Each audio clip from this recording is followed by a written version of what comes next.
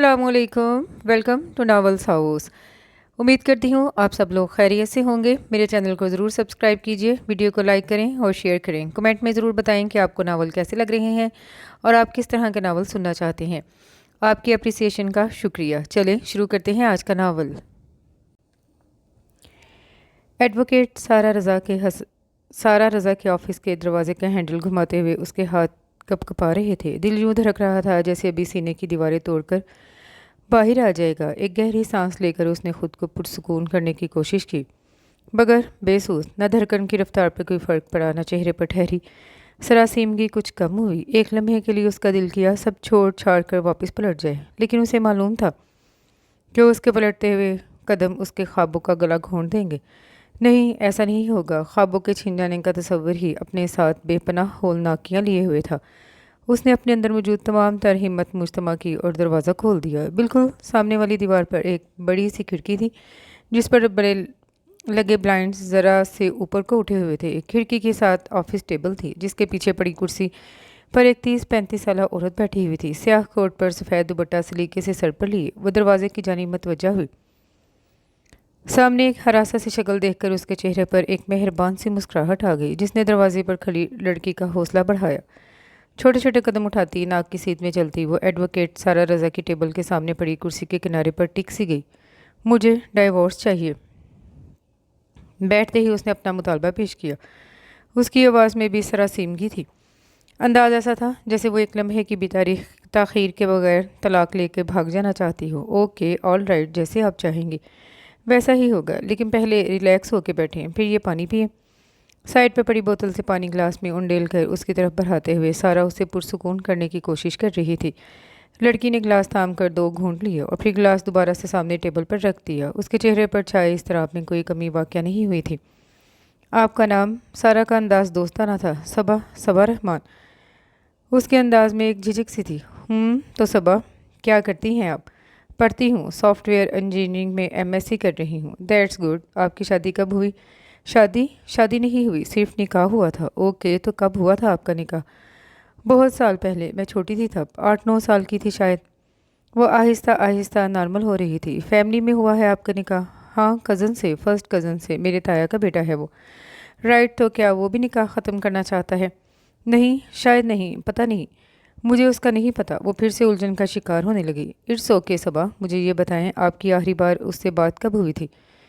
मेरी उससे बात नहीं होती। मेरा मतलब कि मेरे ताया की फैमिली शुरू से ही कराची में सेटल्ड है और हम लोग इधर इस्लामाबाद रहते हैं। तो आप लोगों की फैमिलीज़ का एक दूसरे के यहाँ आना जाना नहीं होता?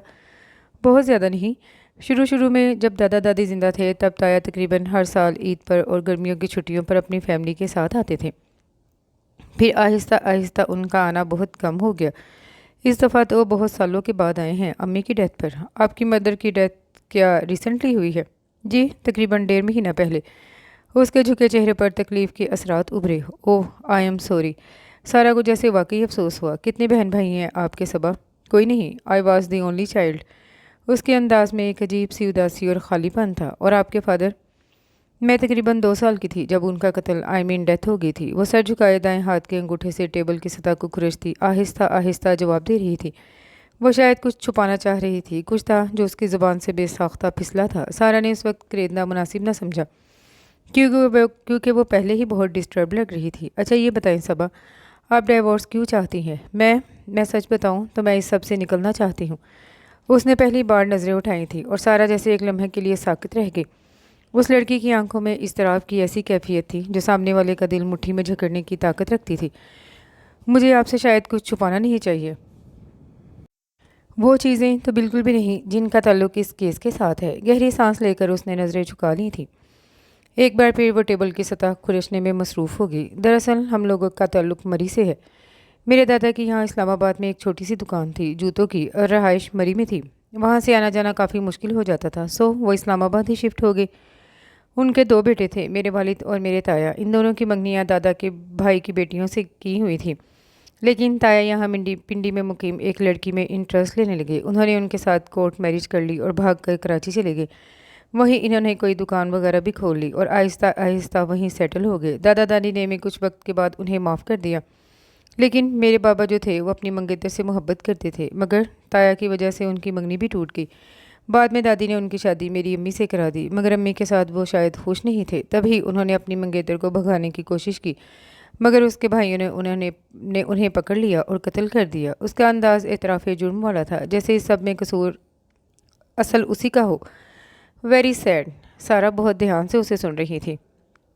بابا دادا کے ساتھ ہی دکان پر بیٹھتے تھے، ان کے بعد دادا ہی سارا کچھ سنبھالتے رہے، لیکن جب دادا کی طبیعت خراب رہنے لگی تو انہوں نے تایا کے بیٹے کے ساتھ میرا نکاح کروا دیا، اسلام آباد والا گھر اور دکان میرے نام کر دی، جبکہ گاؤں کا گھر اور زمینیں تایا کو دے دی۔ کچھ عرصے کے بعد دادا کی ڈیتھ ہو گئی، پھر دادی کی بھی۔ امی نے دادا کی دکان میں بیوٹی پارلر کھول لیا۔ شروع میں انہیں کافی مسائل کا سامنا کرنا پڑا، مگر پھر وہ کافی اچھا چل گیا۔ وقت کے ساتھ ہمارے گھر کی مالیت میں بھی کئی گنا اضافہ ہو گیا۔ اس سارے عرصے میں آپ کے تایا کا آپ لوگوں سے کوئی رابطہ رہا؟ بہت زیادہ نہیں۔ پہلے وہ چند سالوں کے بعد چکر لگا لیتے تھے، پھر کافی عرصے تک ٹیلی فونک رابطہ ہی رہا۔ ابھی امی کی ڈیتھ پر وہ آئے اور انہیں گھر اور امی کا چلتا ہوا بزنس دیکھ کر بھولا بسرا نکاح بھی یاد آ گیا۔ اچانک اس کے لہجے میں تلخی در آئی تھی۔ اب وہ رخصتی کروانا چاہتے ہیں، جو کہ میں نہیں ہونے دوں گی۔ آپ کا اس سارے عرصے میں اپنے شوہر سے کبھی رابطہ نہیں ہوا؟ یہ ایک بھاری مردانہ آواز تھی جو اس کے دائیں جانب سے ابھری تھی۔ صبا نے بے ساختہ چونک کر آواز کی سمت دیکھا۔ دائیں طرف والی دیوار کے ساتھ لگے صوفے پر بیٹھا سیاہ پینٹ کوٹ میں ملبوس وہ اس کی طرف ہی متوجہ تھا۔ وہ یقیناً اس کے آنے سے پہلے سے وہیں بیٹھا تھا۔ صبا نے اپنی غائب دماغی پر خود کو کوسنا چاہا، مگر یکدم ہی رافعہ کا جملہ اس کی سماعتوں میں گونجا۔ سارا رضا اور احمد رضا کا شمار چوٹی کے وکیلوں میں ہوتا ہے، فیملی لائرز ہیں دونوں میاں بیوی۔ وہ یقیناً سارا کا شوہر تھا۔ آئی ایم سوری اگر آپ نے میری موجودگی مائنڈ کی، میں آپ کے آنے سے پہلے سے یہاں بیٹھا ہوا ہوں۔ آئی تھنک آپ نے غور نہیں کیا۔ اس کا انداز بے حد شائستہ تھا۔ نہیں، اٹس اوکے۔ وہ بدقت مسکرائی تھی۔ اچھا، تو میں پوچھ رہا تھا کہ اس سارے عرصے میں آپ کا اپنے شوہر سے کوئی رابطہ نہیں ہوا؟ نہیں۔ آپ کی والدہ کی وفات پر بھی نہیں؟ نہیں۔ وہ اپنی جگہ سے اٹھا تھا اور اس کے برابر والی کرسی کھینچ کر بیٹھ گیا۔ وہ ایک دراز قد شخص تھا، اس کی شخصیت سے خود اعتمادی اور گہرا سکون جھلک رہا تھا۔ آپ کو لگتا ہے وہ شخص یہ رشتہ برقرار رکھنا چاہتا ہے؟ پتہ نہیں، مگر ہوگا تو وہی جو تایا چاہتے ہیں، اور تایا یہ رشتہ برقرار رکھنا چاہتے ہیں۔ اس کے انداز میں ایک تلخی بھری بے بسی جھلکی تھی۔ اور آپ نہیں رکھنا چاہتی تو صبا آپ کریں گی کیا؟ ڈیورس لینے کے بعد آپ کے پیرنٹس بھی نہیں ہیں، بہن بھائی بھی نہیں ہیں، آپ اکیلی کیسے سروائیو کریں گی؟ احمد رضا کا انداز گفتگو بے حد خوبصورت تھا، حالانکہ باتیں وہ بڑی تلخ کر رہا تھا۔ میں اکیلی نہیں ہوں، رافعہ ہے نا میرے ساتھ۔ پہلی بار اس کے ہونٹوں پر ایک نرم سی مسکراہٹ نے جھلک دکھائی تھی۔ رافعہ نہیں، رافع۔ رافع کون؟ سارا کا انداز پرتجسس تھا۔ وہ میرا کلاس فیلو ہے، وہ ہم لوگ شادی کر لیں گے، پھر پی ایچ ڈی کے لیے باہر جائیں گے اور انشاءاللہ ادھر ہی سیٹل ہو جائیں گے۔ آنے والے دنوں کے تصور سے جیسے اس کا چہرہ جگمگا اٹھا تھا، تبھی سارا کی ٹیبل پر پڑا فون بجنا شروع ہو گیا۔ السلام علیکم، کیسی طبیعت ہے اب امی کی؟ او مائی گاڈ، کون سے ہاسپٹل میں؟ سارا کے چہرے کے تاثرات تیزی سے بدلے تھے۔ وہ ایک دم اٹھ کر کھڑی ہو گئی تھی۔ ریلیکس سارا، میں آ رہی ہوں۔ اچھا ٹھیک ہے، اللہ حافظ۔ فون ٹیبل پر رکھتے ہی اس نے سر پکڑ لیا تھا۔ کیا ہوا سارا؟ احمد رضا بیوی سے مخاطب ہوا تھا، لہجے میں فکر مندی تھی۔ امی کی طبیعت پھر بگڑ گئی ہے، صرف زارا تھی گھر پر، وہ ہاسپٹل تو لے کے گئی ہے انہیں، لیکن وہ پریشان ہو رہی ہے اکیلی۔ مجھے جانا ہوگا، چلو میں ڈراپ کر دیتا ہوں تمہیں۔ وہ بھی فوراً اٹھ کھڑا ہوا۔ نہیں، میرے پاس گاڑی ہے نا، میں چلی جاؤں گی، تم یہاں سب سنبھال لینا، اور ہاں پلیز بچوں کو اسکول سے پک کر لینا۔ تمہیں پتہ ہے نا کہ علینا کی چھٹی جلدی ہوتی ہے۔ اپنا سامان سمیٹتی وہ ساتھ ساتھ ہدایات بھی دیتی جا رہی تھی۔ ہاں ڈونٹ وری۔ وہ واپس بیٹھ گیا۔ سارا کے نکلنے کے بعد وہ دوبارہ اس کی جانب متوجہ ہوا تھا۔ ہاں تو ایسا ہے مس صبا کہ آپ کا چائلڈ میرج کا کیس ہے، اور چائلڈ میرج پاکستان کے قانون کے مطابق اللیگل تو ہے، مگر اس کی قانونی حیثیت بہرحال برقرار ہے۔ اگر آپ 18 سال کی ہونے سے پہلے کیس کرتی تو عدالت اس شادی کو ختم کر دیتی، مگر اب معاملہ تھوڑا سا پیچیدہ ہو گیا ہے، وہ سنجیدگی سے پیشہ ورانہ انداز میں کہہ رہا تھا۔ لیکن میرا کیس تو مضبوط ہی ہے نا، چائلڈ میرج اللیگل ہی ہے اور رخصتی بھی نہیں ہوئی ابھی۔ وہ جیسے مایوس نہیں ہونا چاہ رہی تھی۔ ہاں یہ اسٹرانگ پوائنٹس ہیں، لیکن چونکہ آپ کے پراپرٹی کے معاملات بھی ہیں تو کیس الجھنے کا خدشہ موجود ہے۔ اس کا انداز آگاہی دینے والا تھا۔ لیکن پراپرٹی کے کیسے؟ یہاں کا گھر اور دکان میرے نام ہے، اور گاؤں والے گھر اور زمین میں مجھے کوئی دلچسپی نہیں، لیکن آپ کے گھر اور دکان میں تو آپ کے تائے کی دلچسپی ہے نا؟ ہاں مگر وہ تو میرے نام ہے نا، اور آپ ان کے بیٹے کے نام۔ خیر یہ بتائیں، آپ کی طلاق کے سلسلے میں اپنے تایا سے بات ہوئی؟ احمد رضا کی بات نے ایک مرتبہ پھر اس کے چہرے پر پریشانی کے رنگ بکھیر دیے۔ نہیں، میں نہیں کر سکتی ان سے بات۔ انگلیاں مروڑتی، لب چباتی وہ خوفزدہ نظر آنے لگی تھی۔ وہ بہت سخت مزاج کے مالک ہیں، مجھے ڈائریکٹ شوٹ کر دیں گے اگر میں نے ان سے ایسی کوئی بات کی تو۔ آپ کی باتوں سے اندازہ ہو رہا ہے کہ آپ کے تایا کی بنیادی دلچسپی پراپرٹی میں ہے، تو ہو سکتا ہے کہ کیس کے دوران ان کا زیادہ فوکس ہو ہی پراپرٹی پر، اور اسی بنیاد پر وہ کیس کو لمبا کھینچنے کی کوشش کرے، اور آپ آئی تھنک فوراً فیصلہ چاہتی ہیں۔ تو کیا آپ پراپرٹی سے دستبردار ہو سکتی ہیں؟ نہیں، کبھی بھی نہیں۔ اس کا انداز قطعیت لیے تھا۔ لیکن آپ نے تو ویسے بھی شادی کر لینی ہے رافع سے۔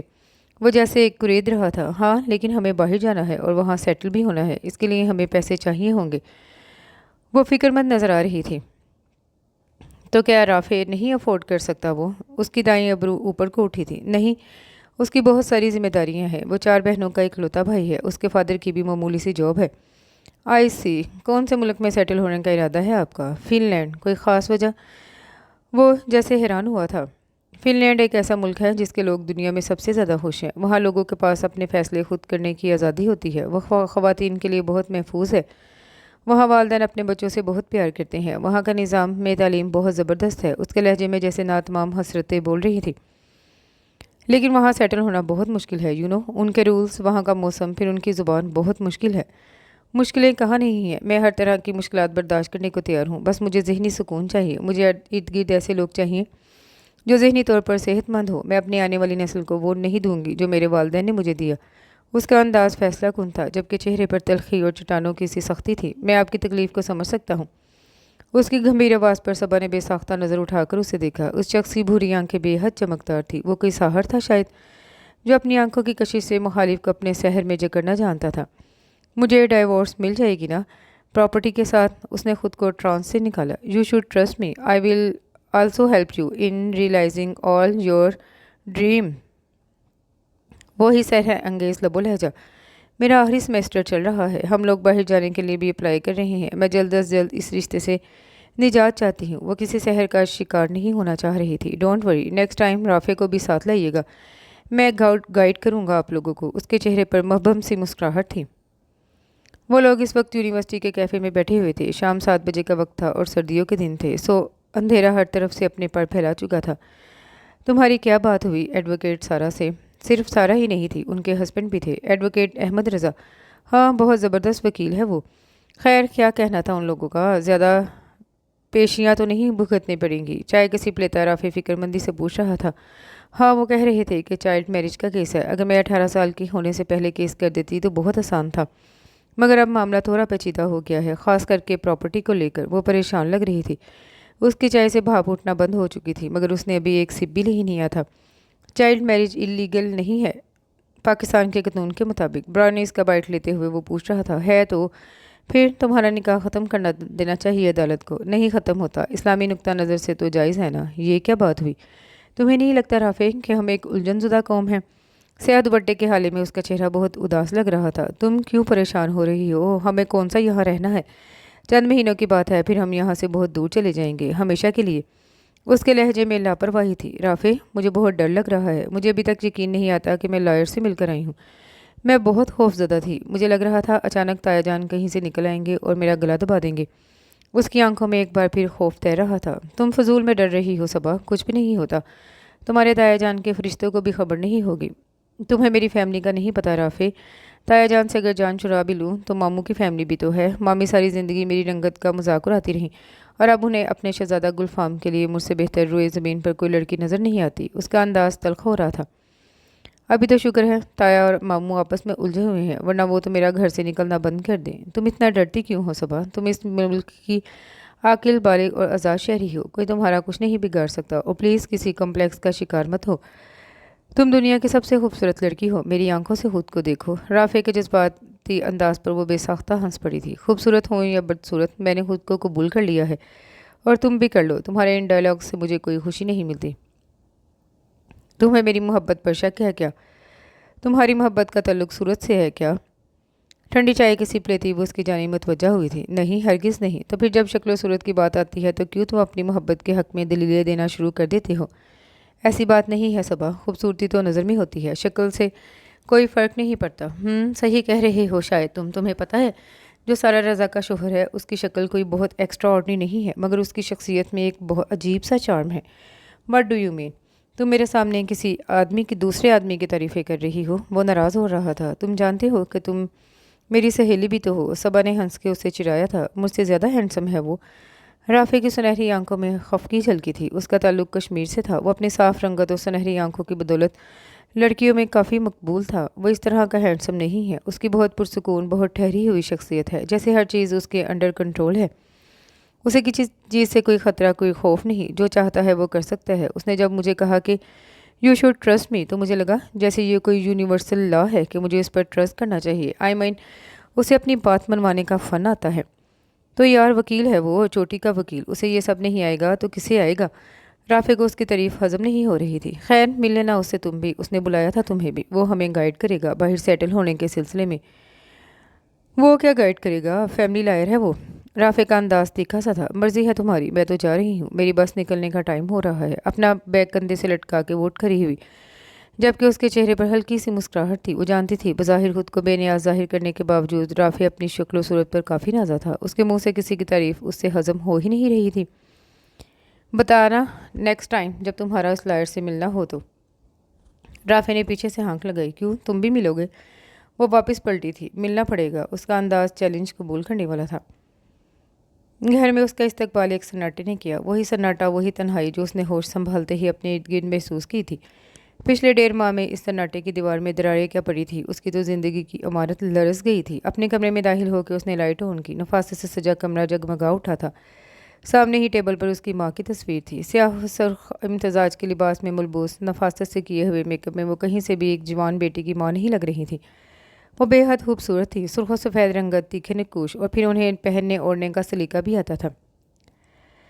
دادی کو اپنی شادی سے انکاری بیٹے کے لیے ایک زبردست انتخاب لگی ہوں گی، اور بابا بھی انہیں پا کر اپنی ناکام محبت بھول گئے ہوں گے۔ لیکن جب ان کی سابقہ منگیتر نے اپنے نکاح سے چند دن پہلے انہیں پکارا تو ان کی سوئی ہوئی محبت جاگ اٹھی۔ وہ اپنے پاؤں میں پڑی خوبصورت بیڑیاں توڑ کر پلٹ گئے اور پھر 4 کندھوں پر واپس آئے۔ اس کی ماں تو فقط بیوی کا دکھ نہیں تھا، اصل ناسور تو شوہر کی بے وفائی تھی، جسے وہ آخری سانس تک نہیں بھلا پائی تھی۔ سب کہتے تھے انہوں نے بہت حوصلے سے، بہت ہمت سے کام لیا، شوہر اور پھر ساس کی وفات کے بعد سب کچھ تنہا سنبھال لیا۔ لیکن یہ بات صرف صبا جانتی تھی کہ اس کی ماں ذہنی طور پر صحت مند نہیں تھی۔ ماں کی تصویر اٹھا کر وہ بیڈ پر بیٹھ گئی۔ بہت سارے آنسو آنکھوں کی باڑ پھلانگ کر پھسلتے چلے گئے۔ اسے بھی تو فقط ماں کی موت کا ہی دکھ ہی تو نہیں تھا، اصل دکھ تو یہ تھا اس کی اپنی ماں کے ساتھ کوئی ایک بھی خوشگوار یاد نہ تھی۔ اس کی زندگی جہنم بنانے والا شخص اس کا باپ تھا، وہ خود ان کے پاؤں کی بیری تھی۔ اس کے لیے انہوں نے اپنی ساری جوانی تیاگ دی تھی، صرف اس کے مستقبل کے لیے وہ گھر کی 4 دیواری چھوڑ کر بڑے بازار میں آ بیٹھی تھی، اور ان سنگین جرائم کی سزا وہ 25 سال سے بھگتتی آ رہی تھی۔ اور رافع پوچھتا تھا، صبا تمہارے اندر خود اعتمادی کی اتنی کمی کیوں ہے؟ تم اتنی خوفزدہ کیوں رہتی ہو؟ وہ اسے کیسے بتاتی کہ اتنا سنگین جرم سر اٹھا کر کیسے جی سکتا ہے بھلا؟ سنگین مجرم سر اٹھا کر کیسے جی سکتا ہے بھلا؟ اور اب تایا جان آگے تھے، اسے ایک جہنم سے نکال کر دوسرے جہنم میں جھونکنے۔ اپنی جان دے دوں گی مگر ایسی زندگی مزید نہیں گزاروں گی۔ اس کے اندر کی ٹوٹی بکھری لڑکی نہ جانے کیسے اتنی مضبوط ہو گئی تھی۔ سیڑھیوں پر چاپ اڑی، کوئی نیچے سے اوپر آ رہا تھا۔ اس نے جلدی سے اپنی آنکھیں صاف کر کے تصویر واپس ٹیبل پر رکھ دی۔ وہ ہم نہ تھی اس کی ماموزات۔ یہ اتنا اندھیرا کیوں کیا ہوا ہے؟ صرف ایک کمرے کی لائٹ جلا کر بیٹھی ہو؟ دروازے پر کھڑی وہ سوال کر رہی تھی۔ بس ایسے ہی۔ صبا نے اٹھ کر الماری کھول لی۔ ہمنا کی طرف اب اس کی پیٹھ تھی۔ اتنی دیر سے کیوں آئی ہو؟ اس نے دروازے پر کھڑے کھڑے دوسرا سوال پوچھا۔ کام تھا، الماری میں سر دیے اس نے مختصر جواب دیا۔ تمہارے تایا تائی مری گئے ہیں، کسی قریبی رشتہ دار کی ڈیتھ ہو گئی تھی۔ امی بابا بھی گئے تھے مگر وہ واپس آ گئے۔ تمہارے تایا تائی رکیں گے کچھ دن وہیں؟ اچھا ٹھیک ہے۔ ویسے تم نے اپنے تایا تائی سے پوچھا نہیں کہ بیٹے کو کیوں نہیں لائے ساتھ؟ اب اس سے بھر کر کون سے موقع کا انتظار کر رہے ہیں؟ ہمنا سینے پر ہاتھ باندھے اندر آ چکی تھی۔ انداز اس کا تفتیشی تھا۔ نہیں۔ صبح کپڑے نکال کر آئرن سٹینڈ کی جانب بڑھ گئی۔ ہمنا اس کے پیچھے آئی تھی۔ اس کا انداز صاف چسکے لینے والا تھا۔ پوچھنا چاہیے تھا تمہیں، آخر کس بنیاد پر رخصتی کا مطالبہ کر رہی ہیں جب بیٹا ہی نہیں ہے؟ وہ اس کے برابر آ کر کھڑی ہو گئی۔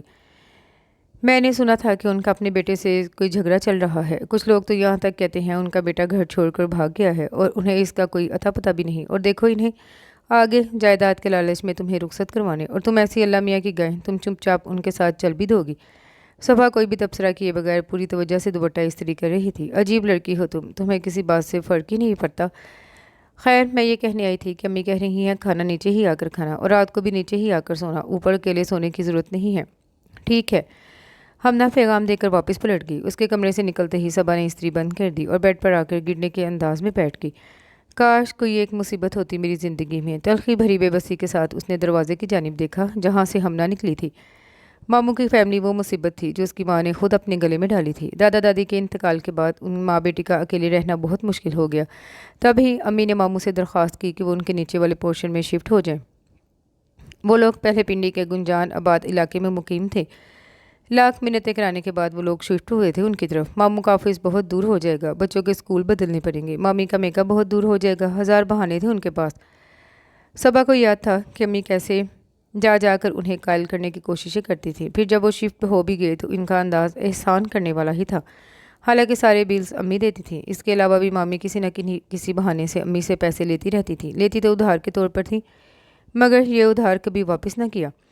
امی کو پتہ تھا ان کی چالوں کا، مگر بھائی بھابھی کے ہاتھوں وہ بآسانی بلیک میل ہو جاتی تھیں۔ صرف تمہاری وجہ سے لوگوں کے ہر طرح کے حربے برداشت کرنے پر مجبور ہو جاتی ہوں میں، صرف تمہاری وجہ سے۔ اتنے سالوں سے میں ایک شخص کے نام پر بیٹھی ہوئی ہوں جس نے مجھے دھوکہ دیا، جس سے شدید نفرت کرتی ہوں میں۔ ان کا بس صرف صبا پر چلتا تھا۔ ان کی ہر بات کی تان آ کر صبا کے باپ کی بے وفائی پر ٹوٹتی تھی، جس کا وہ صبا کو برابر کا ذمہ دار ٹھہراتی تھی۔ ماں کی یاد ہمیشہ اس کے دل پر ایک بھاری بوجھ چھوڑ جاتی، آنکھوں میں مرچیں سی بھر دیتی۔ اس نے سر جھٹک کر ان تکلیف دہ یادوں سے چھٹکارا حاصل کرنا چاہا، مگر یہ سب اتنا آسان تو نہ تھا۔ یہ یادیں تو ذہن کے گوشوں کے ساتھ بری طرح چپکی ہوئی تھیں۔ فون پر میسج کی ٹیون بجی تو اس کا دماغ ایک لمحے کے لیے بٹا۔ ہمنا کا میسج تھا، وہ اسے کھانا لگنے کا بتا رہی تھی۔ میرے سر میں درد ہے، میں کھانا نہیں کھاؤں گی اور سوؤں گی اوپر ہی۔ میسج کر کے اس نے فون آف کر دیا، اٹھ کر دروازہ لاک کیا، لائٹ بند کی اور بیڈ پر آ کے لیٹ گئی۔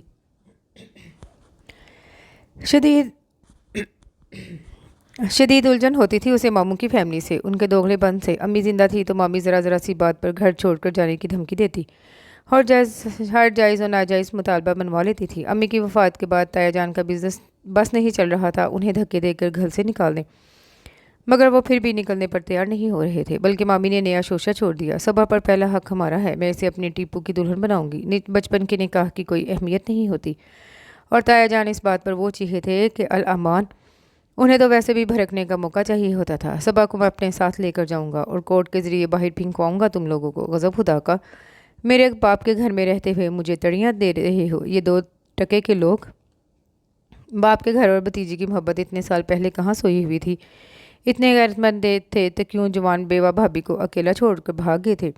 ساری زندگی ہم قربانیاں دیتے رہے ان ماں بیٹی کے لیے، اپنا گھر بار چھوڑا، اپنے رشتہ دار چھوڑے، ساری زندگی ہم چوکی داریاں کرتے رہے، اور اب آگے ہیں یہ حقدار بن کے۔ آگے بھی مامی تھی جنہوں نے چپ رہنا سیکھا ہی نہیں تھا۔ امی کی وفات کے تقریباً 1 ہفتے کے بعد یہ لڑائیاں شروع ہو گئی تھیں۔ صفا تو ابھی ماں کی اچانک موت کے دھچکے سے سنبھل نہیں پائی تھی۔ تایا کا مطالبہ تو پھر سمجھ آتا تھا، مگر مامی کی اچانک ابل پڑنے والی ممتا کو سمجھنے میں اسے وقت لگا تھا۔ ساری زندگی وہ اس کی دبتی ہوئی رنگت کو مذاق کا نشانہ بناتی رہی۔ صبا نے نقوش بے شک ماں کے چرائے تھے، مگر رنگت اس کی باپ پر گئی تھی، جو ماں اور مامی کے بچوں کے سامنے بہت پھیکی سی محسوس ہوتی۔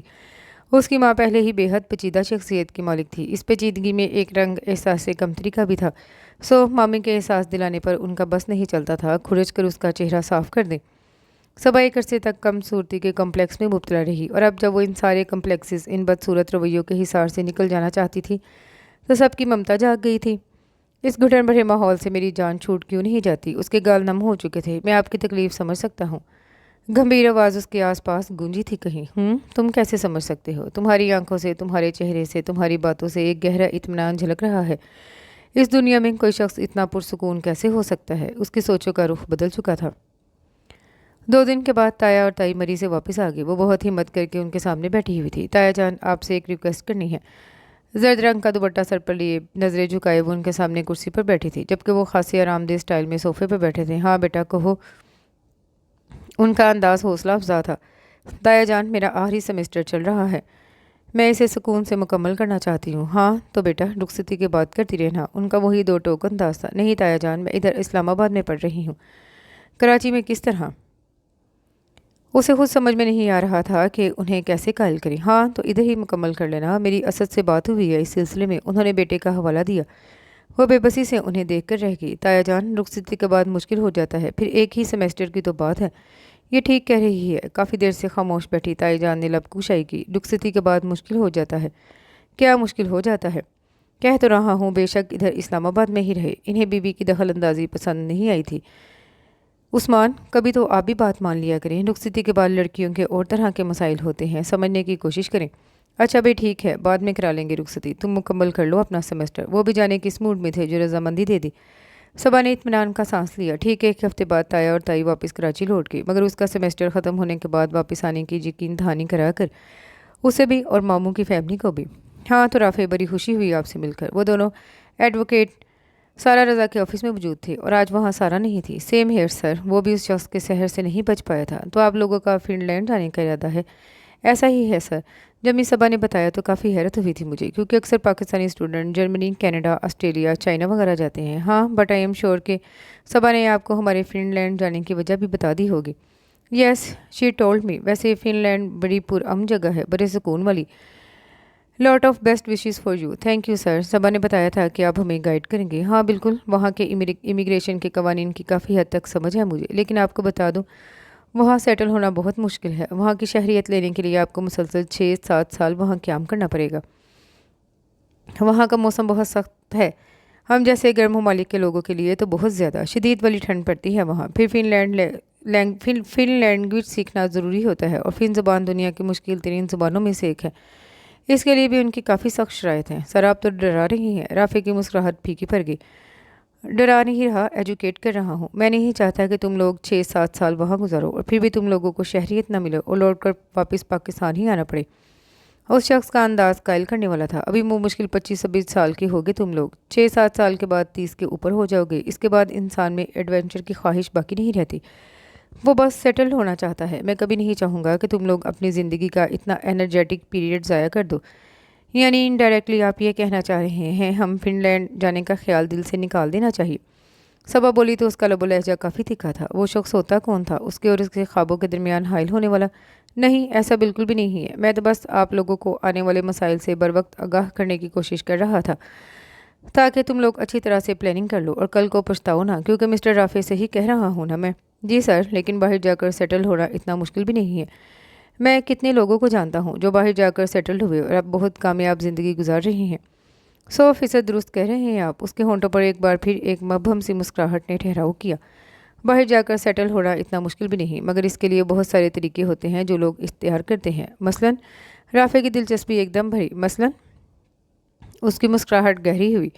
میرا ایک دوست ہے، کینیڈا میں رہائش پذیر ہے، پوری فیملی کے ساتھ، کینیڈین نیشنل بھی ہے، بڑا اچھا بزنس چل رہا ہے اس کا وہاں۔ اس کی ایک چھوٹی بہن ہے، اس کی شادی ایک پاکستانی مسلم نوجوان سے کروانا چاہتا ہے۔ اب اگر اسے کوئی قابل شخص ملتا ہے تو وہ اسے کینیڈا اپنے خرچے پر بلوائے گا، اپنے بزنس میں شامل کرے گا اور آف کورس اسے نیشنلٹی بھی دلوائے گا۔ اور لاسٹ ٹائم جب میری اس سے بات ہوئی تو وہ کہہ رہا تھا چونکہ وہ ایک اچھے خاندانی شخص کی تلاش میں ہے تو لڑکا اگر اپنی فیملی کو بھی کینیڈا بلوانا چاہے تو وہ اس کی مدد کرے گا۔ یعنی ایسے کیسز بھی ہوتے ہیں؟ رافع کو یقین نہیں آ رہا تھا۔ بالکل ہوتے ہیں۔ اگر تم کسی ایسے لڑکے کو جانتے ہو جو اپنی فیملی کے ساتھ باہر سیٹل ہونے میں انٹرسٹڈ ہو تو مجھے بتانا۔ یہ لو میرا کارڈ۔ اس نے اپنی جیب سے کارڈ نکال کر رافع کی طرف بڑھایا، جسے اس نے بہت سنبھال کر اپنے والیٹ میں رکھ لیا۔ لیکن یاد رکھنا، لڑکا خاندانی اور شریف ہونا چاہیے۔ عالیان اچھا دوست ہے میرا، اس کی بہن میرے لیے بھی بہنوں کی طرح ہے۔ شیور سر، اگر میں نے کسی کو ریفر کیا تو پوری گارنٹی کے ساتھ کروں گا۔ رافع کا انداز اطمینان دلوانے والا تھا۔ گارنٹی تو اپنے سوا ہم کسی کی نہیں دے سکتے۔ اس شخص کی مسکراہٹ بظاہر تو سادہ ہی تھی، مگر اس میں کچھ ایسا ضرور تھا جو صبا کو غیر آرام دہ کر رہا تھا۔ ہاں تو اب آپ لوگوں کے کیس کی طرف آتے ہیں۔ آپ لوگوں نے اپلائی کرنا شروع کیا؟ اس نے ایک دم موضوع بدلا، جیسے اس نے صبا کا غیر آرام دہ ہونا محسوس کر لیا ہو۔ کافی ساری یونیورسٹی میں آن لائن اپلائی کر چکی ہوں میں، لیکن کہیں سے بھی رسپانس نہیں ملا ابھی تک۔ صبا کی آواز میں مایوسی تھی۔ ڈونٹ وری، میں نے کہا نا کہ I will help you in realising all your dreams. اس کے لب و لہجے میں کچھ تھا کہ وہ چاہنے کے باوجود بھی اسے جھٹلا نہیں پا رہی تھی۔ اس نے بے ساختہ پلٹ کر رافع کی جانب دیکھا جو اپنی ہی سوچوں میں گم نظر آیا۔ آج اس کا یونیورسٹی سے آف تھا۔ تقریباً سارا دن اس نے تھیسس پر کام کرتے ہوئے گزارا۔ کافی دیر سے اسے پیاس محسوس ہو رہی تھی، مگر وہ کام مکمل کیے بغیر اٹھنا نہیں چاہ رہی تھی۔ اس کی پوری توجہ لیپ ٹاپ کی اسکرین پر مرکوز تھی۔ جبکہ انگلیاں تیزی سے کی پیڈ پر چل رہی تھیں۔ تکیے پر پڑا اس کا موبائل بج اٹھا تھا۔ رافع کالنگ۔ پہلی بیل پر اس نے فون اٹھا لیا۔ ہاں رافع، واپس آ گئے تم؟ اس کے انداز میں ایک بے صبری تھی۔ لیپ ٹاپ کی لڈ گرا کر اس نے اسے بھی سائڈ پر کر دیا اور پوری طرح سے فون کی طرف متوجہ ہوئی۔ ہاں یار، بس ابھی گھر پہنچا ہوں، چینج کرنے سے بھی پہلے تمہیں کال کی ہے۔ رافع کی آواز میں تھکاوٹ سی تھی۔ صبا کی نظر بے ساختہ دروازے سے نظر آتے ٹیرس پر گئی جہاں تیز دھوپ چمک رہی تھی۔ وہ ایک بے حد گرم دن تھا۔ چرند پرند تک اپنے ٹھکانوں میں دب کے بیٹھے تھے۔ اس کا دل رافع کے لیے تشکر کے جذبات سے بھر گیا جو اتنی گرمی میں اس کے لیے خوار ہو رہا تھا۔ یہ صبا سے بھر کر کون جان سکتا تھا کہ زندگی میں ایک ایسے شخص کا ہونا کتنی بڑی نعمت ہے جو آپ کے لیے کچھ کرے اور جتائے بنا۔ ملاقات ہوئی تمہاری لائر سے، اس کے شکریہ کرنا آتا ہی نہیں تھا، سو دل میں ڈھیروں تشکر لیے وہ اصل بات کی طرف آئی۔ ہاں ویسے صبا، تم نے صحیح جج کیا تھا اسے پہلی ہی ملاقات میں۔ ہی از این امیزنگ پرسن۔ رافع اس شخص سے پوری طرح متاثر ہو چکا تھا۔ تم کہتے ہو تو مان لیتی ہوں، مگر اپنی ججمنٹ پر مجھے کبھی بھی یقین نہیں رہا۔ تمہارا تو تمہاری ذات پر سے بھی یقین متزلزل ہوا ہے۔ خود پر یقین تو کر کے دیکھو، تمہارے آدھے سے زیادہ مسائل خود ہی حل ہو جائیں گے۔ کیا ہو گیا ہے؟ تم نے تو ایسی فلسفیانہ باتیں کبھی نہیں کی۔ صبا کو نہ جانے کیوں ہنسی آئی تھی۔ ہاں شاید یہ تمہارے لائر کی کمپنی کا اثر ہے۔ وہ خود بھی ہنس رہا تھا۔ ویسے ایک بات ہے، اس سے بات کر کے میں بہت پر امید ہو گیا ہوں۔ اچھا، کیا کہہ رہا تھا وہ؟ اس کے بہت سارے لنکس ہیں، وہ باہر سیٹل ہونے میں ہماری مدد بہت کر سکتا ہے۔ ویسے صبا، کیا ضروری ہے ہم لوگ فن لینڈ ہی جائیں؟ ہم کسی دوسرے ملک بھی تو جا سکتے ہیں، جیسے چائنا، کینیڈا۔ پلیز رافع، تمہیں پتہ ہے نا میں فن لینڈ کے بارے میں کتنی پیشنیٹ ہوں۔ صبا نے اس کی بات کاٹی تھی۔ اور تمہارا یہ پیشنٹ ہونا میری سمجھ میں نہیں آتا۔ اس کے انداز میں ہلکی سی بیزاری مگر نمایاں الجھن تھی۔ کچھ باتیں میں شاید تمہیں کبھی نہیں سمجھا سکوں گی، یہ بھی انہی باتوں میں سے ایک بات ہے، سو اسے رہنے دو۔ یہ بتاؤ، ڈیورس کے سلسلے میں کیا کہہ رہا تھا وہ؟ نوٹس تو نہیں بھجوایا اس نے ابھی تک؟ تایا جان روز کراچی سے کال کرتے ہیں مجھے، آج تو تائی نے بھی بات کی، وہ رخصتی کی تیاریاں کر رہی ہیں۔ آخر تک آتے آتے اس کے لہجے میں ایک واضح پریشانی اتر آئی تھی۔ تم ان لوگوں کو بتا کیوں نہیں دیتی صبا؟ رافع نے حیرانی بھری ناراضگی کا اظہار کیا۔ یہ بات میں ان سے کبھی نہیں کر سکتی، تم پلیز لائر سے کہو جلدی نوٹس بھجوائے انہیں۔ تائی بتا رہی تھی کہ انہوں نے زیادہ تر شاپنگ کراچی سے ہی کر لی ہے، اب اگلے ماہ وہ اسلام آباد آ رہی ہیں، باقی شاپنگ وہ میرے ساتھ مل کر کرنا چاہ رہی ہیں۔ مجھے تو کچھ سمجھ نہیں آ رہا، یہاں میں نے ڈیورس کے لیے کیس فائل کر رکھا ہے، وہاں وہ شادی کی تیاریاں کر رہی ہیں۔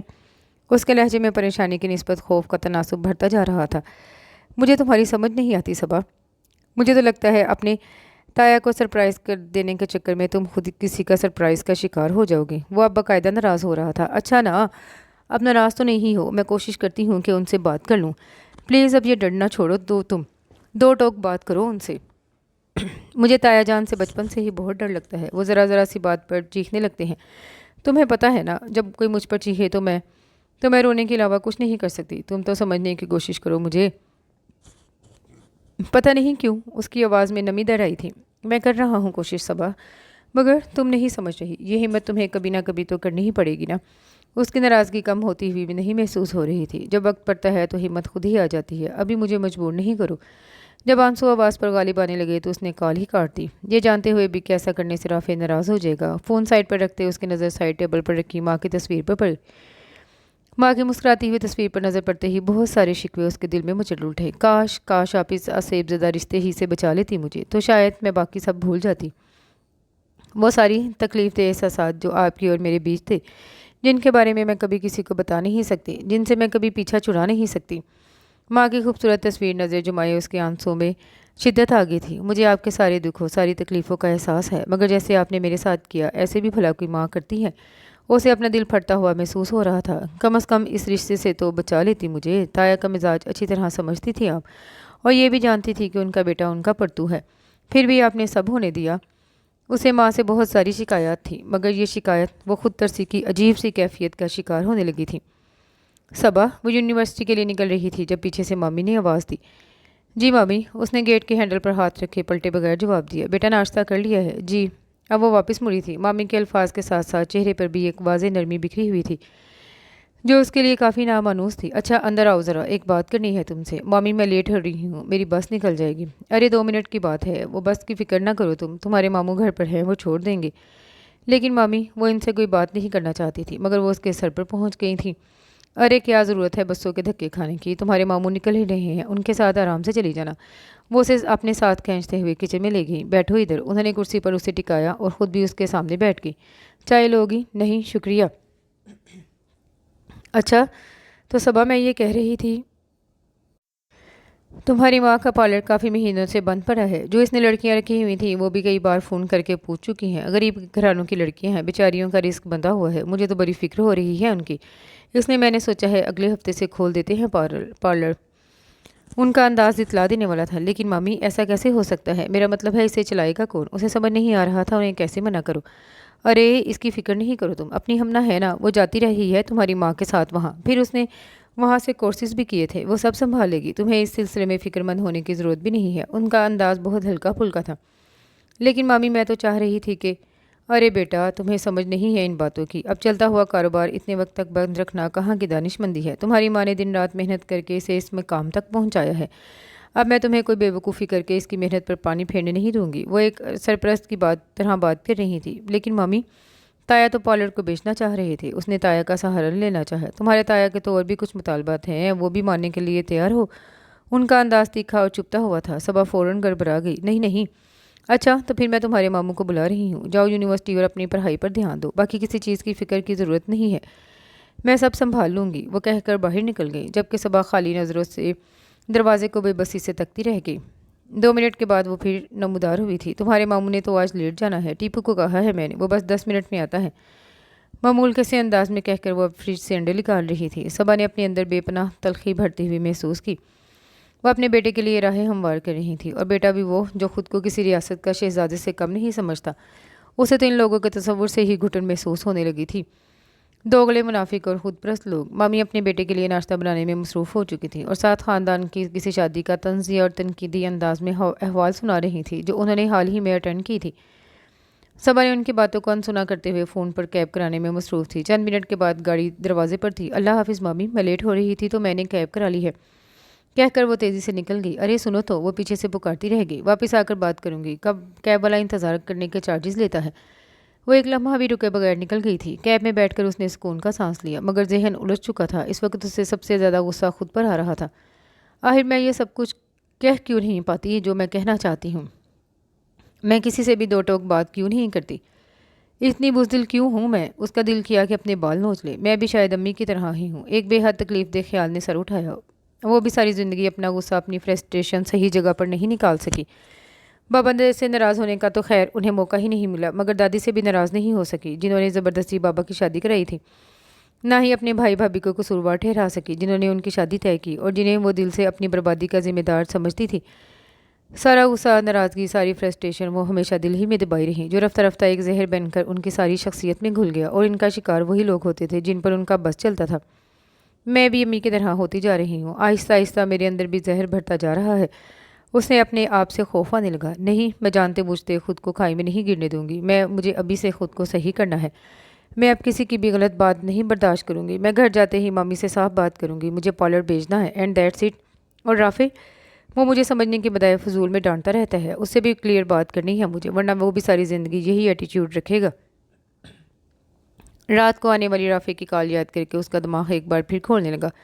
اس نے اچھا خاصا ڈانٹا تھا اسے، اور وہ خاموشی سے اس کی ڈانٹ سنتی رہی تھی، اس ڈر سے کہ وہ ناراض نہ ہو جائے۔ اب جو مجھے فیل ہوگا میں کہوں گی، ہوتا ہے ناراض تو ہوتا ہے۔ سارا راستہ اس کے دماغ میں یہی کشمکش چلتی رہی تھی۔ یونیورسٹی پہنچ کے وہ اپنے دماغ سے یہ سب نہیں نکال پائی تھی۔ ہائے، وہ جیسے ہی ڈپارٹمنٹ میں داخل ہوئی وہ سامنے سیڑھیوں پر بیٹھا نظر آ گیا۔ اس نے ہاتھ ہلا کر صبا کو متوجہ کیا۔ وہ بھی اس سے ایک چیز سیڑھی چڑھ کر چھوڑ کر بیٹھ گئی۔ کوئز کی تیاری کیسی ہے؟ وہ آج کوئی اتنا فریش نہیں لگ رہا تھا۔ نہیں ہے۔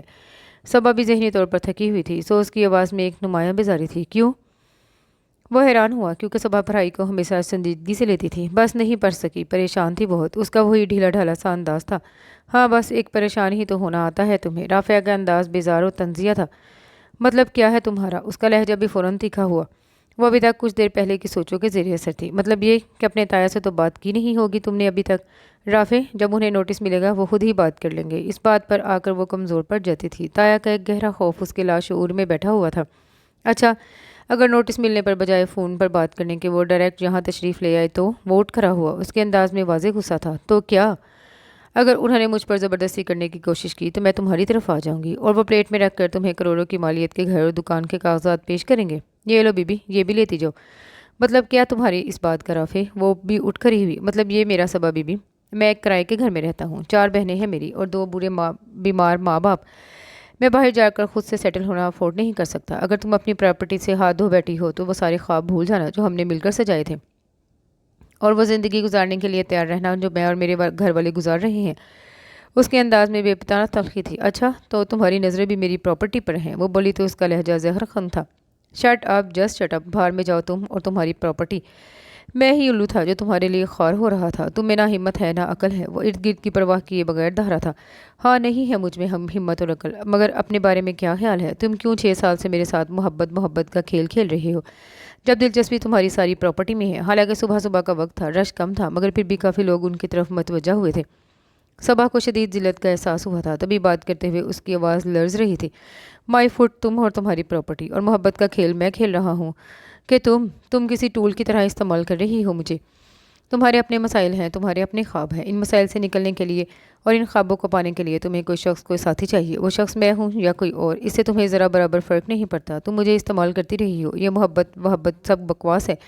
وہ اس کے سر پر کھڑا گڑا رہا تھا۔ تمہیں نہ اس سے فرق پڑتا ہے کہ میں کیا چاہتا ہوں، نہ اس سے کہ میرے کیا مسائل ہیں۔ اتنے دنوں سے تمہیں بتا رہا ہوں میری امی کی طبیعت نہیں ٹھیک، تم کبھی انہیں دیکھنے آئی، حالانکہ کئی بار تم میرے گھر جا چکی ہو۔ دیکھنے آنا تو دور کی بات، تم نے کبھی سرسری انداز کے بغیر پوچھا بھی نہیں۔ پوری رات ہاسپٹل میں رہا ہوں میں آج بھی، مگر تمہیں اپنے مسئلوں سے فرصت ہی کب ہے؟ میں ہی بے وقوف ہوں جو تمہارے پیچھے خوار ہوتا رہا ہوں۔ جہنم میں جاؤ تم، تمہارے مسئلے، تمہارے خواب اور تمہاری پراپرٹی۔ سامنے پڑے بیگ کو ٹھوکر مرتا ہوا وہ چلا گیا تھا، اور وہ آنکھوں میں آنسو لیے اسے جاتا ہوا دیکھتی رہ گئی۔ اپنے جذبات، اپنے غصے، اپنی ناراضگی کا اظہار اس نے کھل کر لیا تھا، مگر دوسروں کے جذبات مجروح کیے بغیر۔ اپنے جذبات دوسروں تک پہنچانا بھی تو ایک فن تھا جس سے وہ نابلد تھی۔ صبا خودکشی کیسے کر سکتی ہے؟ یہ تایا جان کی آواز تھی، چلاتی ہوئی اسے اپنے کان کے پردے پھٹتے ہوئے محسوس ہوئے۔ وہ جب سے ہاسپٹل سے گھر شفٹ ہوئی تھی، تایا اور ماموں کی فیملی کے درمیان ایک جنگ چھڑی ہوئی تھی، اور ان کی آوازیں اس کے اعصاب پر ہتھوڑے کی مانند برس رہی تھی۔ وہ بے بسی سے اپنے کمرے میں پڑے یہ تماشا دیکھ رہی تھی۔ موت تک نے تو اسے دھتکار دیا تھا، اب اسے کسی چیز سے فرق پڑنا تو نہیں چاہیے تھا، مگر یہ چیخو پکار اس کے اعصاب کا امتحان بنی ہوئی تھی۔ تایا تائی اس کی خودکشی کی خبر سنتے ہی فوراً کراچی سے آگئے تھے، اور جب سے آئے تھے ان کے اور ماموں کی فیملی کے درمیان ایک جنگ چھڑی ہوئی تھی۔ یہ ہم سے پوچھ رہے ہیں کہ اس نے خودکشی کیوں کی؟ بھائی صاحب، یہ کوئی ایسا انوکھا واقعہ نہیں ہے۔ لڑکیاں جب شادی کے لیے راضی نہیں ہوتی تو کرتی ہیں ایسی حرکتیں۔ امتحانوں کے بعد آپ نے شادی رکھی تھی نا، اور آخری پیپر دے کر آتے ہی بچی نے خودکشی کر لی۔ یہ مامی کی آواز تھی۔ مطلب کیا ہے آپ کی اس بات کا؟ اسے آج یاد آیا ہے کہ وہ شادی کے لیے راضی نہیں، برسوں پرانی شادی ہے یہ۔ تایا جان سخت سیخ پا تھے۔ وہ لوگ ٹی وی لاؤنج میں بیٹھے ہوئے تھے، تایا اور ماموں تو نہیں، لیکن مامی اسے اپنے کمرے میں لیٹے ہوئے بھی نظر آ رہی تھی۔ تائی یقیناً کچن میں تھی۔ مامی کی نسبت وہ بے حد خاموش مزاج واقع ہوئی تھی۔ برسوں پہلے وہ بچی تھی، شادی کے مفہوم سے اب آشنا ہوئی ہے۔ مامی نے دو بدو جواب دیا۔ آپ لوگوں کو کیا لگتا ہے؟ آپ کی یہ سازشیں مجھے سمجھ نہیں آ رہی۔ جانے سے پہلے میں بات کر کے گیا تھا صبا سے، 100% راضی تھی وہ۔ آپ کے سامنے رضامندی نہ دیتی تو جان سے جاتی کیا؟ مامی کا انداز کڑا تھا۔ آپ لوگوں کو لگتا ہے کہ گھاس کھاتا ہوں میں؟ آپ لوگوں کی لالچی نظریں پہچان نہیں سکتا میں؟ اگر بچی کو کچھ ہو گیا تو میں حشر کر دوں گا کہ آپ کی 7 نسلیں یاد رکھیں گی۔ مطلب کیا ہے آپ کی اس بات کا بھائی صاحب؟ یہ ناراض سی آواز ماموں کی تھی۔ مطلب یہ کہ آپ لوگوں نے میری بہو کی جان لینے کی کوشش کی ہے، اور یہ کوشش آپ کو مہنگی پڑے گی۔ تایا کی آواز میں سنگینی تھی۔ توبہ، استغفر اللہ، نیکی کا تو زمانہ ہی نہیں ہے۔ کوئی پوچھے ان سے ذرا کہ اگر ہمیں جان ہی لینی ہوتی لڑکی کی تو اتنے سال بیٹھ کر اس کی رکھوالی کیوں کرتے، اور تو اور فوراً کے فوراً اسے ہسپتال کیوں لے کر جاتے؟ خدا کے بعد وہ صرف ہماری وجہ سے عزت کے ساتھ زندہ سلامت بیٹھی ہوئی ہے۔ مامی شدید طیش میں آئی تھی۔ بہت شکریہ آپ کی خدمات کا، مگر آپ کی اطلاع کے لیے عرض کر دوں کہ اس جمعے کو میں رخصتی کروا رہا ہوں صبح کی، اور ہو سکتا ہے گھر اس سے بھی پہلے بیچ دوں۔ سو برائے مہربانی آپ لوگ اپنا بوریا برسے سمیٹنا شروع کر دیں۔ لالچ کے تامنے ہمیں اور ایک یتیم بچی کے مال پر نظریں خود رکھی ہوئی ہیں۔ واہ کیا بات ہے آپ کی! میں پوچھتی ہوں آپ ہوتے کون ہیں یہ گھر بیچنے والے؟ مامی ایک دم بھڑکی تھی۔ یہ ایک یتیم بچی سے پہلے میرے باپ کا مال ہے، اور بچی کا وارث بھی میں ہی ہوں۔ آپ لوگ اگر تمیز سے نہیں نکلیں گے تو پتہ ہی ہے آپ کو کہ قانون کی مدد لینا میرے لیے کتنا مشکل ہے۔ ان کا انداز جتاتا ہوا سا تھا۔ رشتہ داری کا جتنا لحاظ میں نے کرنا تھا وہ میں کر چکا ہوں۔ اب اپنی پیٹھ پر دوبارہ سے چھرا گھونپنے کا موقع نہیں دوں گا میں آپ لوگوں کو۔ صبا کی خودکشی کا الزام ماموں کی فیملی پر لگا کر تایا نے انہیں دفاعی پوزیشن پر لا کھڑا کیا تھا۔ مامی اپنی تمام تر تیزی کے باوجود رخصتی کی مخالفت نہ کر سکی۔ وہ جب بھی رخصتی کے خلاف بولتی، تایا اس کی خودکشی کو لے کر پولیس کو انوالو کرنے پر تیار ہو جاتے۔ ایسے میں ماموں اور ٹیپو بمشکل انہیں ٹھنڈا کرتے، جو کہ صبا کے لیے باعث حیرت تھا کہ وہ بھلا خودکشی کے کیس سے اتنے خوفزدہ کیوں تھے، حالانکہ وہ اس میں انوالو بھی نہیں تھے۔ اس کی خودکشی کا تعلق تو ایک ایسے مسئلے سے تھا جس کی کسی کو کانوں کان خبر بھی نہیں تھی۔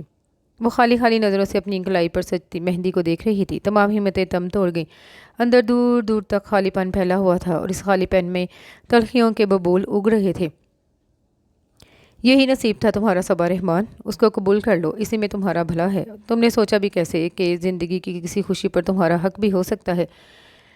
تمہارے نصیب میں یوں ہی گھٹ گھٹ کر جینا لکھا ہے۔ ساری زندگی تم اسد عثمان کے سامنے بے لگام گائے بنی اس کی جھڑکتیاں سہتی رہو گی، بالکل تائی جان کی طرح، اپنے خاندان کی دوسری عورتوں کی طرح، کھل کر ہنسنے، کھل کر بولنے کے لیے ترستی رہو گی ساری زندگی۔ فن لینڈ جانا تھا نا تم نے، پی ایچ ڈی کرنی تھی تم نے، ساری زندگی تایا کے جاہل بیٹے کی جی حضوری کرو گی۔ اس کے سوچوں میں زہر بھرا ہوا تھا، وہ خود اذیتی کے آخری مراحل طے کر رہی تھی۔ صبا، صبا! تائی جان دروازے پر کھڑی اسے پکار رہی تھی۔ وہ چونک کر اپنے خیالوں سے نکلی۔ جی جی، کدھر گم ہو؟ وہ اندر آ کر اس کے بیڈ کے سامنے کھڑی ہوئی۔ کہیں نہیں، اس نے سر جھٹکا۔ ماشاء اللہ، بہت پیاری مہندی لگی ہے۔ وہ مہندی والی لڑکی کے ساتھ ہی اس کے سامنے بیڈ پر بیٹھ کر اس کی مہندی دیکھنے لگی۔ وہ انہیں دیکھ کر رہ گئی۔ صرف ایک وہی تھی جو اسے سب سے مختلف، سب سے بے غرض لگی تھی۔ سادہ طبیعت، خاموش مزاج، ہر وقت کسی نہ کسی کام میں مگن رہتی تھی۔ کیا یہ ہمیشہ سے اتنی خاموش مزاج ہیں؟ میں نے تو ہمیشہ انہیں ایسے ہی دیکھا ہے۔ پتہ نہیں کیا سوچ کر انہوں نے تایا جان جیسے شخص سے شادی کی ہوگی۔ میں یہ پوچھنے آئی تھی کہ تم نے اپنی دوستوں کو انوائٹ نہیں کرنا؟ ان کا وہی مخصوص سادہ سا انداز تھا۔ تقریب تو سادگی سے ہی ہوگی، مگر تم چند قریبی دوستوں کو انوائٹ کر لو۔ میری کوئی دوست نہیں ہے۔ جب وہ بولی تو اس کا انداز سپاٹ تھا۔ کوئی دوست نہیں ہے؟ حیرت ہے، اس عمر میں تو بڑی سہیلیاں ہوتی ہیں لڑکیوں کی، اسکول، کالج، یونیورسٹی میں، کہیں تمہاری کوئی دوست نہیں بنی؟ نہیں۔ چلو کوئی بات نہیں، وہ اٹھ کر چلی گئی۔ ان کی ایک اچھی عادت یہ بھی تھی کہ وہ بات کو کریدتی نہیں تھی۔ کچھ دیر بعد مہندی والی لڑکی بھی چلی گئی۔ وہ اپنی اذیت ناک سوچوں کے ساتھ اکیلی رہ گئی۔ دوستوں کو بلا لیں، وہ پوچھیں گی نہیں کہ یہ جسے 6 سال پلوس میں لٹکائے گھومتی رہی ہو، وہ یکایک کدھر غائب ہو گیا؟ وہ زندگی کے ایسے موڑ سے گزر رہی تھی جہاں وہ خود ہی خود کو سب سے زیادہ اذیت دے رہی تھی۔ اس نے پھر سے رافع کا آخری میسج کھول لیا۔ I am sorry Saba, I am really sorry, میں نے تمہارے لائر کی آفر خود ایکسیپٹ کر لی ہے۔ آج میرا اور سامیہ کا نکاح ہے اور اگلے ہفتے میں اپنی فیملی کے ساتھ کینیڈا فلائی کر جاؤں گا۔ جس موڑ پر تمہیں چھوڑ کر جا رہا ہوں اس کے لیے بہت گلٹی فیل کر رہا ہوں، لیکن ہم لوگ شاید ساتھ چل ہی نہیں سکتے۔ ہم دونوں ہی مسائل اور ذمہ داریوں میں الجھے لوگ ہیں۔ خوابوں کی زندگی گزارنا ہماری ہمت اور بساط دونوں سے باہر ہے۔ میں نے اپنے تمام خوابوں کو دل کے نہا خانوں میں قید کر کے چابیاں سامیہ کے حوالے کر دی ہیں۔ تم بھی اس فینٹیسی سے نکل آؤ، اپنے شوہر سے ملو، اس کی رائے جانو۔ اگر اسے اس نکاح پر اعتراض نہیں ہے تو ہو سکتا ہے اس کے دل میں تمہارے لیے کوئی نرم گوشہ ہو، سو تم بھی تھوڑی گنجائش پیدا کر لینا، ورنہ اگر طلاق ہی لینی ہوئی تو کسی اور وکیل سے کنسلٹ کرنا۔ یہ لوگ صحیح نہیں لگے مجھے تمہارے لیے۔ اتنا عرصہ لگا کر انہوں نے تمہارے ان لاز کو ایک نوٹس بھی نہیں بھیجا۔ ہاں، میرے لیے یہ کافی مددگار ثابت ہوئے ہیں۔ باقی مجھے نہیں پتا کہ یہ جو فیصلہ کر رہا ہوں یہ صحیح ہے کہ غلط۔ تمہارے سامنے شرمندہ ہوں، اپنی ذمہ داریوں کے سامنے سرخرو ہوں۔ خوابوں کی دنیا سے نکل کر حقیقت کو قبول کرنے کی کوشش کر رہا ہوں۔ تمہیں بھی یہی مشورہ دوں گا، حالانکہ آج تمہارا مجرم ہوں، مگر 6 سال تمہارے ساتھ مخلص رہا ہوں۔ ہو سکے تو مجھے معاف کر دینا۔ کئی بار وہ میسج پڑھ چکی تھی، ایک ایک لفظ اسے حفظ ہو چکا تھا۔ کئی جملے تو ہر لمحہ اس کے ذہن کے پس منظر میں بازگشت کرتے رہتے تھے۔ ہو سکے تو مجھے معاف کر دینا، ہو سکے تو مجھے معاف کر دینا۔ یہ کیسے ہو سکے گا رافع؟ میری آنے والی زندگی کا ہر سلگتا ہوا لمحہ تم سے تمہاری بے وفائی کا حساب مانگے گا۔ تمہیں میں کبھی معاف نہیں کر سکوں گی، کبھی بھی نہیں۔ باقی کچھ نہیں تو اتنا تو یاد رکھتے کہ سب سے پہلے ہم دوست تھے۔ دوستوں کو یوں بیچ مندھار میں چھوڑا جاتا ہے؟ راہ بدلنے کا ارادہ کر ہی چکے تھے تو مجھے بروقت اطلاع تو دے دیتے۔ میں سب بھول کر تمہیں منانے کی میں لگی رہی اور تم مجھ سے ناراضگی کی آڑ میں اپنے لیے نئی زندگی کی نئی بنیادیں استوار کرتے رہے۔ تم تو جانتے تھے رافع، ایک تم ہی تو جانتے تھے کہ میری زندگی کے سارے ستون ہی دیمک زدہ تھے۔ اپنے خوابوں اور تمہاری محبت کے سہارے وہ مشکل اپنی زندگی کی عمارت کو سنبھالے ہوئے تھی، اور تم نے ایک جھٹکے سے یہ دونوں چیزیں چھین لی مجھ سے۔ اور مجھے دیکھو، آج میں خاموشی سے بیٹھی اپنی آنکھوں سے اپنی زندگی کے کھنڈر کا مقبرہ بننے کا تماشا دیکھ رہی ہوں، اور پھر تم کہہ رہے ہو کہ ہو سکے تو مجھے معاف کر دینا۔ یہ کیسے ہو سکے گا رافع؟ مجھے لگ رہا تھا کہ تم اس شادی سے خوش نہیں ہو، اور زیادہ تو نہیں مگر تھوڑا بہت احتجاج تم ضرور کرو گی رخصتی کی بات پر، مگر تم نے تو جیسے خودکشی کی کوشش کر کے اپنا فرض پورا کر دیا۔ اس کے بعد تو تم ایسی لا تعلق ہو کے بیٹھی ہوئی ہو جیسے تمہاری نہیں بلکہ کسی پڑوسی کی شادی ہو رہی ہو۔ جمعے کا دن آن پہنچا۔ وہ ہمنا کے ساتھ تیار ہونے پارلر جا رہی تھی، اور ہمنا کی زبان حسب معمول نان سٹاپ چل رہی تھی۔ تمہیں لگتا ہے کہ تمہیں کوئی فائدہ ہوا ہے یونیورسٹی میں جا کر پڑھنے کا؟ اپنے حق کے لیے تمہیں آواز تک نہیں اٹھانی آتی؟ فائدہ ایسی پڑھائی کا؟ دیکھو، سمپل BA کیا ہوا ہے میں نے، مگر اپنی مرضی کے خلاف ایک سوٹ تک نہیں پہنتی۔ ویسے صبا، کیا تم نے خودکشی واقعی شادی رکوانے کے لیے کی تھی؟ وہ کھڑکی سے باہر بھاگتے دوڑتے مناظر پر نظریں جمائے اپنی ہی دنیا میں کھوئی ہوئی تھی۔ جب ہمنا نے اس کا بازو ہلا کر متوجہ کیا، وہ ایک دم چونکی۔ کس دنیا میں پہنچی ہوئی ہو تم؟ ہمنا کو اس کی غائب نماہی اچھی نہیں لگی۔ اچھا، میں کہہ رہی تھی کہ خودکشی کی کوشش تو تم نے اس دن اصلی والی کی تھی، اور مجھے اگر تمہارا ایڈریس نہیں چاہیے ہوتا تو آج تم منو مٹی تلے سوئی ہوئی ہوتی۔ میں تو سوچ رہی تھی کہ تم اپنا نیا ایڈریس نہیں دینا چاہ رہی، تبھی دروازہ لاک کر لیا ہے۔ مطلب یہ تمہاری پرانی عادت ہے نا کہ منع کرنے کی بجائے دروازہ لاک کر کے بیٹھ جاتی ہو۔ تبھی میں نے ڈپلیکیٹ چابی لا کر دروازہ کھولا تھا، اور پھر تم سلیپنگ پلز کی خالی شیشی کے ساتھ بے ہوش پڑی ہوئی ملی، اور شکر ہے اس وقت بابا بھی گھر پر تھے اور تمہیں ہسپتال بھی لے گئے، ورنہ سوچو آج تمہارا سوئم بھی ہو چکا ہوتا۔ ویسے صبا، اگر تم نے خودکشی شادی روکنے کے لیے ہی کی تو آخری پیپر دے کر آتے ہی کیوں کی؟ رخصتی تو تمہاری 2 مہینے پہلے ہی طے ہو چکی تھی۔ ہم نے حسب عادت بغیر سوچے سمجھے بولے جا رہی تھی۔ اسے اکثر اس چیز سے فرق نہیں پڑتا تھا کہ دوسرا اس کی باتوں میں انٹرسٹڈ بھی ہے کہ نہیں۔ ابھی بھی وہ صبا کی خاموشی اور غائب دماغی کی پرواہ کیے بغیر بولے چلی جا رہی تھی، اور صبا کے ذہن میں وہ دن کسی فلم کی طرح چلنے لگے۔ سارے پیپرز ہی اس نے شدید ذہنی دباؤ کی حالت میں دیے تھے۔ رافع اس لڑائی کے بعد مسلسل اس سے ناراض تھا۔ ان کی 6 سالہ دوستی میں ایسی سنجیدگی ناراضگی پہلی دفعہ آئی تھی۔ صبا کو کافی حد تک اپنی غلطی کا احساس تھا۔ وہ واقعی اپنے مسائل میں الجھ کر رافع کے مسائل بھول جاتی تھی، یہ جانتے ہوئے بھی کہ رافع کو اپنی ماں سے کتنا لگاؤ تھا۔ اسے ان کی بیماری کو اتنا سرسری نہیں لینا چاہیے تھا، اور رافع کو پراپرٹی والا تانا بھی نہیں دینا چاہیے تھا۔ مگر اب جب یہ سب ہو چکا تھا تو اس کی سمجھ میں نہیں آ رہا تھا وہ رافع کو کیسے منائے۔ اور رافع کی ناراضگی بھی تو عجیب تھی۔ اس نے بول چال نہیں بند کی تھی، بس اس کے لہجے میں ایک سنجیدگی اور سرد مہری اتر آئی تھی۔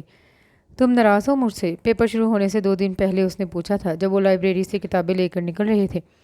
میں کیوں ناراض ہوں گا تم سے؟ اس کا وہی بیگانہ سا انداز تھا جو صبا کے لیے بے حد تکلیف دہ تھا۔ پوری دنیا میں وہ واحد شخص تھا جو اس کا دوست تھا، جس پر وہ بھروسہ کرتی تھی، جس سے وہ دل کی باتیں کر سکتی تھی، اور اب اس کا یہ رویہ اسے خوفزدہ کر رہا تھا۔ تم اب میرے ساتھ پہلے کی طرح نہیں ہو۔ اس کی آواز میں بھی ایک ڈر چھپا ہوا تھا۔ پہلے کی طرح ہی ہوں، یونیورسٹی میں تمہارے ساتھ ہی ہوتا ہوں، تمہارے لائر سے بھی مل رہا ہوں، باقی بھی جو کام تم کہتی ہو کر دیتا ہوں، اور کیا چاہتی ہو تم مجھ سے؟ وہ چلتے چلتے ایک دم رک گیا، اور اس کا انداز چپتا ہوا تھا۔ نہیں نہیں، کچھ بھی نہیں، وہ گھبرا سی گئی۔ پھر سارے پیپرز کے دوران وہ عین پیپر کے وقت یونیورسٹی آتا اور پیپرز دیتے ہی واپس چلا جاتا، اس کے میسیجز کا بھی مختصر سا جواب دیتا، اور یہ آخری رشتہ کھو دینے کا ڈر صبا کو بھی اس سے کھل کر بات کرنے سے روکتا رہا۔ آخری پیپر والے دن اسے اپنا آپ بے بسی کی آخری انتہاؤں پر محسوس ہو رہا تھا۔ وہ رافع سے بات کرنا چاہتی تھی، مگر اس سے آج وہ ویسا ہی خوف محسوس ہو رہا تھا جیسا اس سے اپنی ماں سے ہوتا تھا۔ ایک احساس جرم تھا جو اس کی پوری ذات کو اپنی لپیٹ میں لے لیتا تھا۔ وہ سارے الفاظ اس احساس جرم کی گہری دبیز تہ کے نیچے دم توڑنے لگے۔ بہت غائب دماغی سے اس نے پیپر حل کیا۔ آخری سوال تو وہ چھوڑ آئی تھی۔ وقت سے پہلے وہ پیپر دے کر نکل آئی اور ڈپارٹمنٹ کے باہر سیڑھیوں پر بیٹھی اب رافع کا انتظار کر رہی تھی۔ اس نے سوچ لیا تھا وہ اپنی ساری غلطیوں کا اعتراف کر لے گی، رافع کے ساتھ اس کی امی سے ملنے بھی جائے گی، اور گھر جا کر تائی کو فون کر کے انہیں ڈیورس کے بارے میں بھی بتا دے گی۔ وہ اس کی سوچوں میں اس قدر کھوئی ہوئی تھی کہ اسے پتہ ہی نہ چلا وہ اس کے پاس سے گزر گیا۔ وہ پارکنگ کی طرف جا رہا تھا جب اچانک اس کی نظر اس پر پڑ گئی۔ وہ اٹھ کر اس کے پیچھے بھاگی۔ رافع، رافع رکو، میری بات سنو۔ وہ اپنی بائک کو کک لگا رہا تھا جب وہ پھولی ہوئی سانسوں کے ساتھ اس کے پاس پہنچی۔ سوری صبا، میں ابھی بہت جلدی میں ہوں۔ اس کی بائک سٹارٹ ہو گئی تھی۔ رافع، مجھے بہت ضروری بات کرنی ہے تم سے۔ اس کا انداز التجائیہ تھا۔ ابھی نہیں صبا، شام کو بات کروں گا۔ اپنی بات کہہ کر وہ زن سے بائک بھگا لے گیا، اور وہ ہمیشہ کی طرح سن سی کھڑی پیچھے اٹھتی ہوئی گرد کو بے بسی سے دیکھتی رہ گئی۔ رمشا نے اس کا کندھا ہلایا تب وہ ہال میں واپس آئی۔ تم کیوں بت بنی کھڑی ہو یہاں؟ وہ میں بس ایسے ہی۔ ایک پھیکی سی مسکراہٹ نے اس کے لبوں پر آ کر ٹھہراؤ کیا تھا۔ ہم لوگ لنچ کے لیے باہر جا رہے ہیں، چلو گی؟ کدھر جا رہے ہو اور کون کون ہے؟ مینال جا رہے ہیں ہم، اور تقریباً آدھی سے زیادہ کلاس ہے۔ آخری سیمسٹر کا آخری پیپر دینے کے بعد بہت فن کرنے کے موڈ میں ہیں ہم لوگ۔ ٹھیک ہے، چلتی ہوں۔ گھر جا کر جلنے کڑنے سے اسے ان لوگوں کے ساتھ جانا زیادہ مناسب لگا۔ شام کو وہ 8 بجے واپس آئی۔ مامی نے دبے دبے انداز میں لیٹ آنے پر کافی کچھ کہا جو اس نے ایک کان سے سن کر دوسرے کان سے نکال دیا۔ صبا یار، وہ اپنا پیچ کلر والا ڈریس نکال دینا، مجھے چاہیے۔ تھوڑی دیر میں آ رہی ہوں میں لینے۔ سیڑھیاں چڑھتے ہوئے اس نے ہمنا کی صدا سنی اور وہ بھی حسب معمول نظر انداز کی تھی۔ فریش ہونے کے بعد حسب عادت وہ فون لے کر بیڈ پر لیٹ گئی۔ رافع کا میسج اس نے بے حد بے صبری سے کھولا، اور پھر بہت سارے جذبات نے یکدم اس پر یلغار کی۔ رنج، غصہ، بے بسی، مایوسی، کئی دنوں کے ذہنی دباؤ کے بعد یہ اچانک اور شدید جھٹکا اسے اپنی سوچنے سمجھنے کی حس مفلوج ہوتی ہوئی محسوس ہوئی۔ جذبات کی تند و تیز لہروں میں اسے اپنا آپ ایک سوکھے تنکے کی طرح لگ رہا تھا، بے وقت اور بے مایا۔ سائڈ ٹیبل پر پڑی سلیپنگ پلز پر نظر پڑتے ہی اس نے بغیر سوچے سمجھے شیشی اٹھا کر ساری کی ساری گولیاں نگل لیں، اور اب وہ بے حد غور سے ماں کی مسکراتی ہوئی تصویر کو دیکھ رہی تھی۔ تم ہو ہی اسی قابل، تمہیں زندہ رہنے کا کوئی حق نہیں۔ فن لینڈ چلی تھی پی ایچ ڈی کرنے، اپنی اوقات کیوں بھول جاتی ہو تم؟ کوئی نہیں رہنا چاہتا تمہارے ساتھ، کوئی نہیں پسند کرتا تمہیں، ساری زندگی ذلیل و خوار ہی ہوتی رہو گی۔ فائدہ ایسی زندگی کا؟ فائدہ ہے کوئی فائدہ؟ اس کی ماں مسکراتے ہوئے اس کا مذاق اڑا رہی تھی۔ شدید غنودگی کی لہر اس نے خود پر طاری ہوتی ہوئی محسوس کی اور بے سود سی بیڈ پر گر پڑی۔ صبا، صبا دروازہ کھولو۔ ہمنا کی تیز آوازیں، پھر زور زور سے دروازہ کھٹکھٹانے کی آوازیں، پھر ساری آوازیں آہستہ آہستہ پس منظر میں جاتی چلی گئیں، ساری تصویریں دھندلاتی سی چلی گئیں۔ اس نے دوبارہ آنکھیں کھولی تو خود کو ہاسپٹل کے بستر پر پایا۔ پہلے تو ذہن ماؤسا تھا، پھر ایک بے حسی کی سی کیفیت کئی دن تک اس پر چھائی رہی۔ تایا اور مامی کی لڑائیاں، ماموں کا دفاعی انداز، تائی کی خاموشی، ان سب کو وہ ایسے دیکھ رہی تھی جیسے ان سب کا تعلق کسی دوسری دنیا سے ہو۔ اور پھر جب رخصتی کی تیاریاں شروع ہونے لگی تو اس کی بے حسی کی دیوار میں بھی دراریں پڑنے لگیں۔ دکھ، ایک شدید دکھ تھا جو اس کی رگ و جا کو کاٹ رہا تھا، لیکن ساری ہمتیں، ساری مزاحمتیں دم توڑ چکی تھی۔ کس کے بل بوتے پر کھڑی ہوتی وہ اب؟ کس پر اعتماد کرتی؟ رافع نے جو اس کے ساتھ کیا تھا، اس کے بعد تو جو اس کا اپنی ذات پر تھوڑا بہت اعتماد تھا وہ بھی چکنا چور ہو گیا تھا۔ رافع، کیوں کیا تم نے ایسا؟ آخر کیوں؟ اور اگر کرنا ہی تھا تو مجھے اندھیروں میں کیوں رکھا آخری وقت تک؟ اور وہ لائر، اس کا دل چاہ رہا تھا جا کر اس کو کھڑی کھڑی سنائیں کہ اس کے ساتھ نسلیں یاد رکھے۔ اسے تو اس دن پر پچھتاوا ہو رہا تھا جب وہ سارا رضا سے ملنے گئی، بجائے کچھ حاصل کرنے کے جو اس کے پاس تھا وہ بھی گنوا آئی تھی۔ وہ شخص اسے ویسے ہی ساحر نہیں لگتا تھا، اس نے کوئی جادو ہی تو کیا تھا جو رافع اس کی محبت، سارے خواب، سارے وعدے بھلا گیا تھا۔ کیسا ہمدرد بن رہا تھا میرا وہ، اور کیسی میٹھی چھری ثابت ہوا۔ وہ جانتے بوجھتے اس نے رافع کو غلط ترغیب دی اور پھر آخر تک اس کی مدد بھی کی۔ لائر کو بھی کیا کہوں، رافع کی اپنی ہی نیت میں فطور تھا، اس نے تو صرف سبز باغ ہی دکھائے ہوں گے۔ جو کچھ کیا تھا اس نے اپنی مرضی اور خوشی سے کیا۔ پوری دنیا میں کوئی ایک شخص بھی نہیں ہے جو میرے ساتھ فیئر ہو۔ یہ ایک کاٹدار احساس تھا۔ ابھی 2 دن پہلے ہی سارا رضا کا میسج آیا تھا، میں آپ سے کیس کے سلسلے میں ملنا چاہ رہی ہوں۔ اس نے جواب دینے کی بجائے اس کا نمبر ہی بلاک کر دیا۔ اب کیا بچا تھا اس کے پاس جو وہ لوگ لوٹنا چاہتے تھے؟ اب تو زندگی میں کوئی خواب تھا، نہ کوئی مقصد، نہ خود پر یقین، نہ کسی دوسرے سے کوئی توقع۔ اس نے خود کو زندگی لہروں کے سپرد کر دیا۔ اب لہروں کی مرضی تھی، چاہے تو ڈبو دیں، چاہے تو کنارے لگا دیں۔ پور سجی وہ اس شخص کے انتظار میں بیٹھی تھی جس سے چھٹکارا پانے کے لیے اس نے کیا کیا جتن نہیں کیے تھے۔ رخصتی کے خیال سے ہی اسے جھرجھری آتی تھی، اور اس وقت وہ رخصت ہو کے آ چکی تھی۔ یہ احساس اس کی رگوں میں بہتے خون کو جما رہا تھا۔ وہ تو آخری وقت تک رافع کی بے وفائی کا سوگ مناتی رہی تھی۔ نئے ماحول میں آ کر اسے صحیح معنوں میں احساس ہوا تھا کہ اس کی زندگی میں ایک اور بڑا سانحہ رونما ہو چکا تھا۔ اس وقت اسے اپنے ہاتھ پاؤں سن ہوتے محسوس ہو رہے تھے۔ ایک بار پھر دل پوری رفتار کے ساتھ دھڑک رہا تھا۔ ایک خوف سا تھا جو اسے پوری طرح اپنے حصار میں لیے ہوئے تھا۔ ایک گہرا سانس لے کر اس نے اپنے آس پاس نظر ڈالی۔ وائٹ اور اسکائی بلو کے امتزاج سے سجا وہ کمرہ سادہ مگر بے حد نفیس تھا۔ ایک چیز پر اسے شدید حیرت تھی،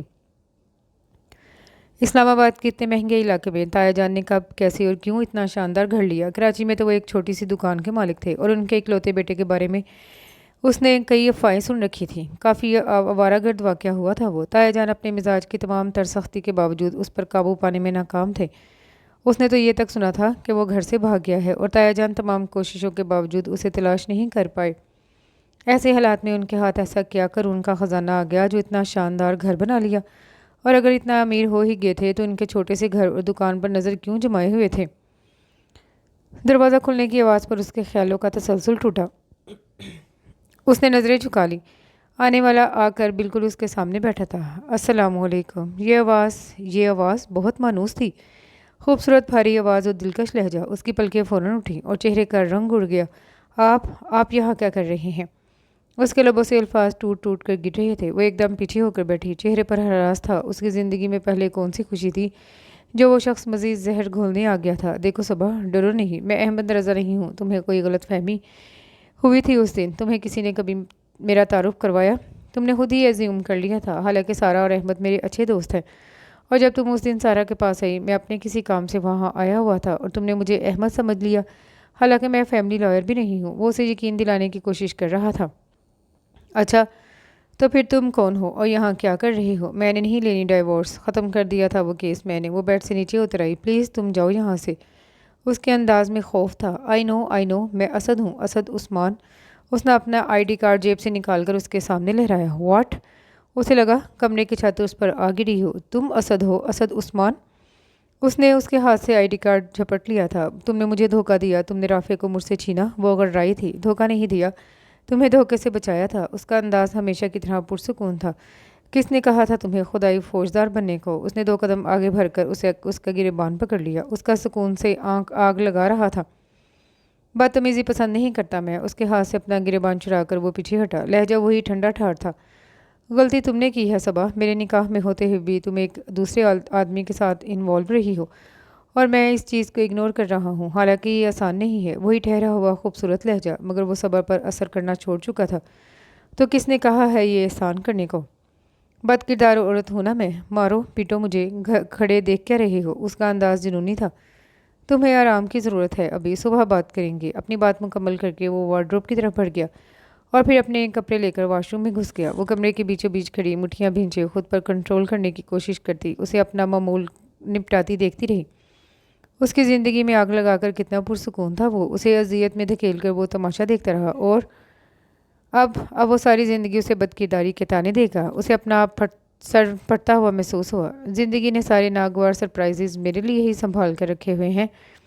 मैं जितना मर्जी बुरा सोच लूँ, इससे कई गुना बुरा बढ़कर बुरा होता है मेरे साथ। अब ये शख्स सारी ज़िंदगी मेरे सर पर मुसल्लत रहेगा, और इसे देखते देख मुझे अपने सारे खसारे याद आते रहेंगे। ओफ! वो सर थाम कर काउच पर बैठ गई। दिमाग बुरी तरह चकरा रहा था। वो तौलिए से बाल रगड़ता हुआ बाहर निकला। एक नज़र उस पर डाली जो दोनों हाथों से सर थामे उसे खा जाने वाली नज़रों से देख रही थी। फिर टॉवल स्टैंड पर रख कर बेड की जानिब बढ़ा। साइड टेबल पर पड़े जग से पानी ग्लास में उंडेल कर उसने दराज से गोलियों का पत्ता निकाला और फिर दोनों चीज़ें लाकर उसके सामने बड़ी मेज़ पर रख दी। ये खाओ और सो जाओ। सबा ने सर उठाकर उसे घूरा था। उसके चेहरे पर बिखरे संगीन तासुरात देखकर वो मुस्कुरा दिया। लड़ने झगड़ने के लिए सारी ज़िंदगी पड़ी है, अभी खुद को अजियत मत दो। आई नो कि तुम्हारे सर में दर्द होगा और सर दर्द के साथ नींद नहीं आएगी। ये खाकर सो जाओ, सुबह फ्रेश होकर उठोगी तो ज़्यादा बेहतर झगड़ सकेंगे हम। दोनों बाजू सीने पर बांधे वो उसके सामने हमेशा की तरह पुरसुकून सा खड़ा था। उसी मबहम मुस्कुराहट के साथ एक तेज़ नज़र उस पर डालकर सबा ने गोली हथेली पर उल्टी, अगर और फिर उसे मुंह में डालकर वो पूरा गिलास खाली कर गई थी। सर में वाकई दर्द से टीसें उठ रही थी। इतने दिनों से जहनी दबाव, अब ये धचका। अब तो दिमाग ने भी मज़ीद साथ देने से इनकार कर दिया था। बिल्कुल सुन हो रहा था। तुम्हें देख लूँगी मैं। खाली गिलास टेबल पर वापस रखते हुए उसने उसे धमकी दी थी। तुम्हें हक है जी भर कर देखना, लेकिन अभी सो जाओ। Good night. वो वापस पलट गया था। चंद मिनट के बाद वो लाइट ऑफ करके बेड पर लेट गया। सुबह कुछ देर तक वैसे ही बैठी रही, मगर फिर उस पर थकन और नींद गालिब आने लगी। कुछ देर बाद वो काउच पर लेट गई। नींद की देवी ने उस पर मेहरबान होने में ज़्यादा देर नहीं लगाई थी। वो सुबह 6 बजे उठने की आदी थी, सो सुबह अपने वक्त पर उसकी आंख खुल गई। आंख खुलते ही जो एहसास उसे सबसे पहले हुआ वो एक अनजान जगह पर अपनी मौजूदगी का था। जहन बेदार हुआ तो पिछले दिन के मनाजिर किसी फिल्म की तरह उसकी निगाहों के सामने चलने लगे। बेसाख्ता उसकी नज़र बेड पर गई। वो खाली था, बिल्कुल बेशिकन। एकदम उसे लगा रात को जो भी हुआ वो इसका इल्यूजन था। असद उस्मान ताया का बेटा और अहमद रज़ा, वो दोनों एक कैसे हो सकते थे? मामी तो कहती थी ताया का अपने बेटे के साथ कोई ताल्लुक ही नहीं है। वह घर से भाग गया था और ताया उसे कभी ढूंढ नहीं सके। सिर्फ जायदाद के लालच में उसे रुखसत करा कर ले जाना चाह रहे हैं। उसने मामी की बातों को कभी काबिल यकीन नहीं गर्दाना था, लेकिन अब उसे उनकी सारी बातें सच लग रही थीं। कोई तो मिसिंग लिंक था। ताया का बेटा यकीनन घर से भागा हुआ ही होगा, तभी तो ताया उसे कभी साथ नहीं लेकर आए। अम्मी की वफात पर भी नहीं, और मुझे रुखसत कराकर कराची ले जाने के बजाय यहाँ ले आए। और ये भी पता नहीं किसका घर है। रात को यकीनन कोई नहीं आया होगा कमरे में। जो भी मुझे याद है वो मेरा इल्यूजन है। इतने दिनों के जहनी दबाव का शाखसाना है ये सब, वरना कहाँ ताया का बेटा और कहाँ अहमद रज़ा। अहमद रज़ा एक वेल ग्रूम्ड और काबिल वकील, और ताया का बेटा 15-16 साल एक दुबले पतले लड़के की छवि उसके जहन में उभरी, जिसकी वही ताया वाली आते थी। ज़ोर ज़ोर से बोलना, ज़रा ज़रा सी बात पर हंगामा खड़ा कर देना। लेकिन मेरा इल्यूजन इतना स्ट्रॉन्ग कैसे हो सकता है? सामने मेज़ पर पड़े खाली गिलास और गोलियों पर नज़र पड़ते ही वो एकदम खड़ी हो गई। बिल्कुल खाली और जहनी की कैफियत में उसने पूरे कमरे में निगाहें दौड़ाई थी। फिर वॉशरूम में झांका, फिर अलमारी में, फिर पर्दों के पीछे, मगर वो कहीं नहीं था। अगर वो था तो किधर गया? वो उलझन का शिकार हो रही थी। दोनों हाथों से पर्दे पकड़कर वो खाली खाली नज़रों से खिड़की को तक रही थी। खिड़की से बाहर सरसब्ज लॉन नजर आ रहा था। मैं पागल तो नहीं हो रही? उसने खिड़की खोलकर सर बाहर निकाला और फिर उसकी नज़रें जम सी गईं। लान के बाएं कॉर्नर में रंग बिरंगे फूलों की क्यारी से ज़रा हट के घास पर आलती पालती मारे बैठा वो शख्स वही था, या उसकी नज़र का धोखा था? स्याह शलवार कमीज़ में मलबूस कोहनियों तक बाजू फोल्ड किए वो बिल्कुल साकत बैठा था। वो वही है। उसका जहन तज़ब्ज़ब में था। खिड़की छोड़कर वो पलटी और दरवाजे से बाहर निकल गई। भारी लिबास संभालती वो मुश्किल सीढ़ियाँ उतरी थी। चंद लम्हों के बाद वो उसके सामने खड़ी थी। ये वही शख्स है या उसका कोई मुजस्समा? सबा के आने से उसके वजूद में कोई हरकत पैदा नहीं हुई। आंखें बंद किए आलती पालती मारे दोनों हाथ घुटनों पर रखे वो बेहिसो हरकत बैठा हुआ था, जबकि फ़ज़ा में एक मुकद्दस सी खामोशी छाई हुई थी। उससे चंद इंच के फासले पर खड़ी वो टिकटिकी बांधे उसे देखे जा रही थी। वो अगर मुजस्समा था तो हकीकत के बहुत करीब था। चंद कदम आगे बढ़कर वो उसके सामने घुटनों के बल बैठ गई। उसने करीब से उसे देखा। वो ऐसा ही था। वही गंदमी रंगत, वही खड़ी नाक, हल्की दाढ़ी से सजा चेहरा।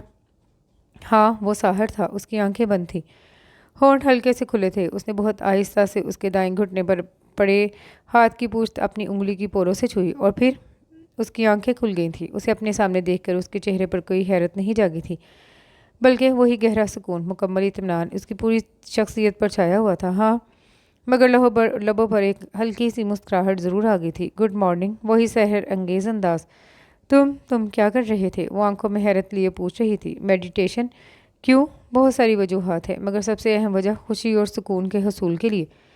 मिल जाती है इससे खुशी? वो बेयकीन थी। हाँ, मिल जाती है। तुम करोगी? वो पुरयकीन था। लेकिन मेरी किस्मत में तो है ही नहीं खुशी, मेरे नसीब में तो सुकून नहीं है। उसका अंदाज खुद तरसीली ये था। तुम्हें किसने कहा ये? उसके होंठों पर उसी मनूस सी मुस्कुराहट ने झलक दिखाई। किसी ने नहीं। फिर तुम्हें कैसे पता चला? मुझे पता है ना। कैसे? हर कैसे का जवाब नहीं होता। क्यों? हर क्यों का भी जवाब नहीं होता। ये तुम्हें किसने कहा?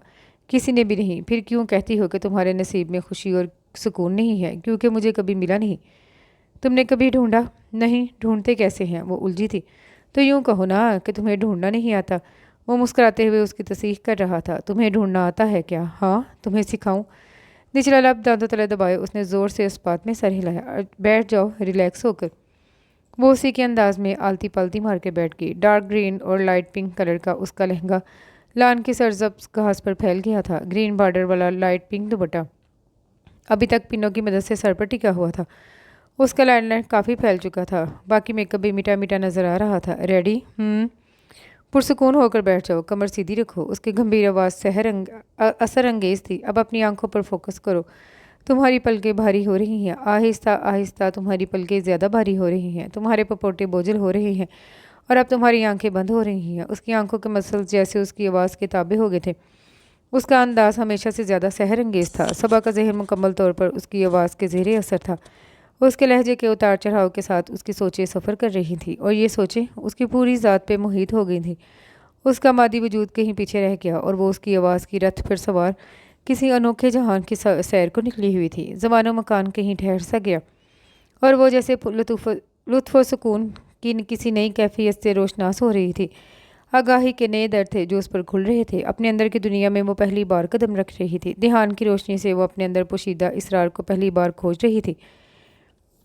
20 मिनट के बाद जब उसने आंखें खोली तो वो मुकम्मल सुकून की हालत में थी। उसे अपना आप रुई के गाले से भी ज़्यादा हल्का महसूस हो रहा था।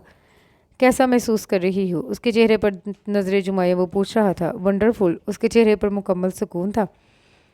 You are looking beautiful. उसकी नज़रें मुसलसल उसके चेहरे पर थीं। तुम दुनिया की सबसे खूबसूरत लड़की हो। मेरी आंखों से खुद को देखो। एक मुख्तलिफ आवाज़ उसकी समात में गूंजी, जिसमें इतना सहर नहीं था, मगर इस पर इसे यकीन बहुत हुआ करता था। चनाके से उसके अंदर कुछ टूटा सारा सुकून, वो मंजर, उसकी सारी खूबसूरती भाप बनकर उड़ गई थी। I hate you. उसने ज़ख्मी नज़रों से उसकी तरफ देखा था और फिर एकदम उठकर पलट गई थी। I am sorry, I am really sorry सबा। ये सारा थी अपने शोहर और बच्चों के साथ उनके घर के ड्राइंग रूम में बैठी थी। मैंने जो किया वो बहुत अनप्रोफेशनल था, मगर असद बहुत अच्छा दोस्त है मेरा। इसकी मदद करना मुझे अपना फ़र्ज़ लगा। एक्सक्यूज़ मी, तुमसे मदद किसने मांगी थी? मैं अपने मसाइल खुद हल करता हूँ। वो बज़ाहिर ड्राइंग रूम के दूसरे कोने में बैठा उनके बच्चों के साथ खेलने में मसरूफ़ था, मगर कान इधर ही लगे हुए थे। तभी फ़ौरन जवाब दागा। तुम्हारे साथ नेकी करके बंदा दरिया बल्कि समुद्र में ही डाल दे, क्योंकि तुमने सिला देना तो दूर की बात, कभी मानना भी नहीं है। सारा ने जले हुए अंदाज में उसे कोसा था। हाँ, तो क्या तुम इसलिए नेकिया बंदों से सिला लेने और उन्हें ज़ेर बार करने के लिए करती हो? उसके पुरसुकून अंदाज के जहाँ बहुत सारे मस्बत नताइज बरामद होते थे, वहीं अक्सर उसका ये अंदाज दूसरों को चिढ़ाने का भी बायस बनता था। तुम्हारे साथ तो बहस करना ही फजूल है। सारा चिढ़ चुकी थी। ظاہر ہے مجھ سے تم جیت تو نہیں سکتی۔ اس کا وہی دل جلانے والا انداز تھا جو صبا کے لیے نیا تھا۔ بھابھی آپ کو عادی ہونا پڑے گا ان کی نوک جھونک کا۔ یہ جب بھی اکٹھے ہو یوں ہی چونچے لڑاتے ہیں۔ احمد رضا نے اسے اطلاع دی۔ 34-35 سالہ وہ شخص کافی خوب شکل تھا مگر کسی غیر معمولی شخصیت کا مالک ہرگز نہیں تھا، اور جو مین کردار ہو کہانی کے کیسے ستی ساوتری بن گئے ہو۔ اصل کنفیوژن تو پھیلا ہی تمہاری وجہ سے ہے۔ سارا نے اپنی توپوں کا رخ شوہر کی طرف موڑ لیا۔ میری وجہ سے؟ بھابھی آپ نے کبھی اس سے پہلے میری شکل بھی دیکھی؟ ان دونوں نے مل کر آپ کو دھوکہ دیا ہے۔ اگر آپ ان کے خلاف دھوکہ دہی کا کیس کرنا چاہیں تو میری خدمات حاضر ہیں۔ میں تیار ہوں کورٹ میں آپ کی نمائندگی کرنے کو۔ احمد رضا نے صاف دامن مچایا۔ دونوں نے نہیں، صرف آپ کی زوجہ نے دھوکہ دیا ہے میری معصوم سی بیوی کو، جو ان کے پاس کیس لے کر آئی اور یہ انہیں فضول میں الجھاتی رہیں۔ ایک نوٹس تک نہیں بھیجا، عدالت کی شکل تک نہیں دکھائی، بس اپنے دفتر کے چکر لگواتی رہیں۔ ہم ان کے خلاف قانونی چارہ جوئی کا پورا حق رکھتے ہیں۔ اسد نے بھی سارے قصے میں اپنا کردار علیحدہ کیا۔ ایکسکیوز می مسٹر، یہ جو سارے کرائم آپ میرے کھاتے میں ڈال رہے ہیں، اس کی اصل ذمہ داری آپ پر عائد ہوتی ہے۔ میری تو صرف ایک میٹنگ ہوئی تھی صبا کے ساتھ، وہ بھی ادھوری سی۔ تمہاری لو سٹوری کا ایسا دردناک انجام ہوتا دیکھ کر مجھے ترس آ گیا تھا تم پر، تبھی بہانے سے اٹھ کر چلی گئی تھی تاکہ تم اپنی ڈوبتی نیا پار لگا لو۔ سارا نے فوراً حساب برابر کیا۔ پتہ ہے صبا، جس دن تم میرے پاس آئی تھی یہ میرے پاس کیوں آیا ہوا تھا؟ جناب اپنی شادی کی شاپنگ کے لیے میری مدد لینے آئے تھے، اور سوچو ہم شادی کی ڈسکشن کر رہے ہیں، اور شادی بھی وہ جس کا اس سے برسوں سے انتظار تھا کہ اچانک ایک لڑکی آتی ہے اور آتے ساتھ طلاق کا مطالبہ کرتی ہے۔ جو کہانی وہ سناتی ہے وہ اس کی لو سٹوری سے حیرت انگیز حد تک مشابہت رکھتی ہے، اور تو اور اس کے چہرے پر بھی 12 بجنے لگتے ہیں۔ اب تم خود کو میری جگہ رکھو اور بتاؤ، ایسے حالات میں اور ایسے ناخوشگوار اتفاق پر میرے دل میں اس کے لیے ہمدردی کا جاگنا نارمل بات نہیں تھی کیا؟ صرف اس کے لیے میں اپنی پروفیشنل پریکٹس بھول گئی، اور یہ بجائے میرا احسان ماننے کے، بجائے میرا مشکور ہونے کے، مجھ پر ہی وار کیے جا رہا ہے۔ اسے کہتے ہیں احسان فراموشی۔ یہ ہے طوطا چشمی کی زندہ مثال۔ یاد رکھنا بیٹا، صرف شادی کی شاپنگ کے لیے ہی بڑی بہن کی ضرورت نہیں پڑتی، اور بھی آگے بڑے مواقع آتے ہیں۔ دیکھنا کیسے گن گن کے بدلے لوں گی۔ سارا کا انداز آخر میں دھمکانے والا ہو گیا تھا۔ اور بھابھی، میرا بھی اس شخص پر بڑا قرض ہے۔ اس نے میرا نام استعمال کیا ہے، مجھے کال کر کے کہتا ہے کہ صبا مجھے احمد رضا سمجھ رہی ہے، سو جب تک یہ سلسلہ چل رہا ہے اس کے سامنے مت آنا۔ ہلکے پھلکے انداز میں باتیں کرتے وہ لوگ اس کے بہت سارے سوالوں کے جواب دے گئے تھے۔ وہ خاموشی سے بیٹھی انہیں سن رہی تھی۔ اس کا دل صاف نہیں ہوا تھا اس کی طرف سے۔ وہ چاہ کر بھی اس اذیت کو نہیں بھلا سکتی تھی جس سے وہ گزر رہی تھی۔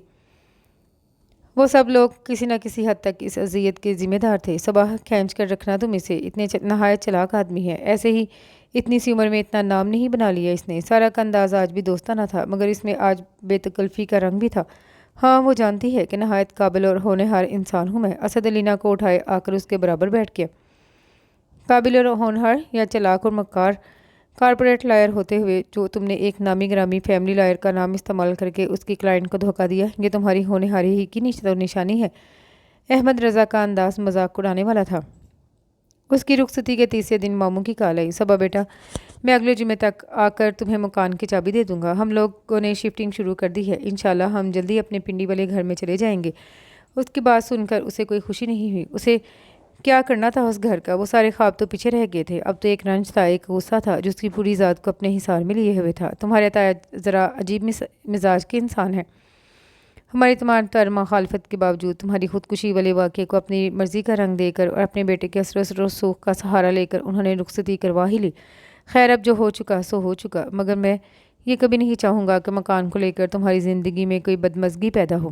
ان کا تھکا تھکا سا انداز تھا، ایسا پہلی بار ہوا تھا۔ ان کی تھکن، ان کی بے بسی اسے پوری طرح محسوس ہوئی تھی۔ ماموں پلیز، آپ لوگوں کو کوئی ضرورت نہیں ہے واپس پنڈی جانے کی۔ آپ لوگ ویسے ہی رہیں جیسے امی کی زندگی میں رہتے تھے۔ ان کا تھکن زدہ انداز اسے تکلیف پہنچا رہا تھا۔ یقیناً مامی اتنے آرام سے گھر چھوڑنے پر آمادہ نہیں ہوئی ہوں گی۔ ماموں کو ان کے ساتھ ایک طویل جنگ کرنی پڑی ہوگی۔ بیٹا، تم بچی ہو ابھی، ان معاملات کو نہیں سمجھتی۔ یہ چھوٹی چھوٹی پیچیدگیاں اکثر بڑے مسائل کا سبب بنتی ہیں، اور میں نہیں چاہتا تمہاری شادی شدہ زندگی کسی مسئلے کا شکار ہو۔ ان کا لہجہ پر خلوص تھا۔ ایسا کچھ نہیں ہوگا ماموں، آپ بے فکر رہیں۔ اسد کی کوئی دلچسپی نظر نہیں آئی مجھے جائیداد میں۔ تایا سے میں بات کر لوں گی، آپ لوگوں کو گھر چھوڑنے کی کوئی ضرورت نہیں۔ آپ اپنا پنڈی والا گھر کرائے پر ہی رہنے دیں۔ اس کے کرائے کی رقم آپ کو بہت ضرورت پڑے گی آگے۔ آپ بھی تو ریٹائرڈ ہو جائیں گے اس سال۔ ٹیپو کی بھی نارمل سی جاب ہے، پھر ہمنا کی شادی بھی کرنی ہے آپ نے۔ بس آپ آرام سے رہیں اس گھر میں۔ ان کے یہ سارے مسائل ہمیشہ سے اس کے سامنے تھے، مگر پتہ نہیں کیوں محسوس اسے آج ہو رہے تھے۔ اس کی بات سن کر وہ بھی سوچ میں پڑ گئے تھے۔ ویسے اسد بڑا سلجھا ہوا اور قابل لڑکا ہے، اس سے مل کر مجھے تمہارے مستقبل کے بارے میں تسلی ہو گئی تھی۔ اسے لوگوں کو متاثر کرنا آتا تھا، یہ اس سے بڑھ کر بھلا کون جان سکتا تھا۔ وہ یقیناً شادی میں ہی ملا ہوگا ماموں سے اور اپنا کام کر دکھایا ہوگا۔ ماموں دکان کے بارے میں سوچ رہی ہوں کہ اسے بیچ دوں۔ اس نے موضوع بدل دیا۔ جیسے تمہاری مرضی بیٹا۔ ماموں کی کال بند ہونے کے بعد بھی وہ انہی کے بارے میں سوچ رہی تھی۔ اس پر ایک عجیب سا انکشاف ہوا تھا۔ لوگ اتنے برے بھی نہیں ہوتے جتنا برا انہیں برے حالات میں ہمارا ذہن بنا کر پیش کرتا ہے۔ یہ ذہن بھی عجیب چیز ہوتی ہے۔ یہ ہمیں حقیقت کی وہ تصویر دکھاتا ہے جو ہم دیکھنا چاہتے ہیں۔ ایک وقت تھا جب وہ اسے ماموں کی فیملی میں خود غرضی کے سوا کچھ نظر نہیں آتا تھا۔ وہ صرف اپنی غرض کی نظر سے ہی انہیں دیکھتی تھی۔ اگر وہ اس کی غرض پوری کرنے میں مددگار ثابت ہوتے تو وہ اچھے ہوتے، اور جب وہ مددگار نہیں ثابت ہوئے تو اس کے ذہن نے انہیں خود غرض، دوغلا اور منافق قرار دیا۔ ان کی ضرورتیں، ان کی مجبوریاں اسے کبھی نظر نہیں آئیں۔ مامی جو چاہ رہی تھی اس کی وجہ ان کے کچھ مسائل تھے: کم آمدنی، بھاری ذمہ داریاں، تیزی سے آتا بڑھاپا اور اولاد کا غیر یقینی مستقبل۔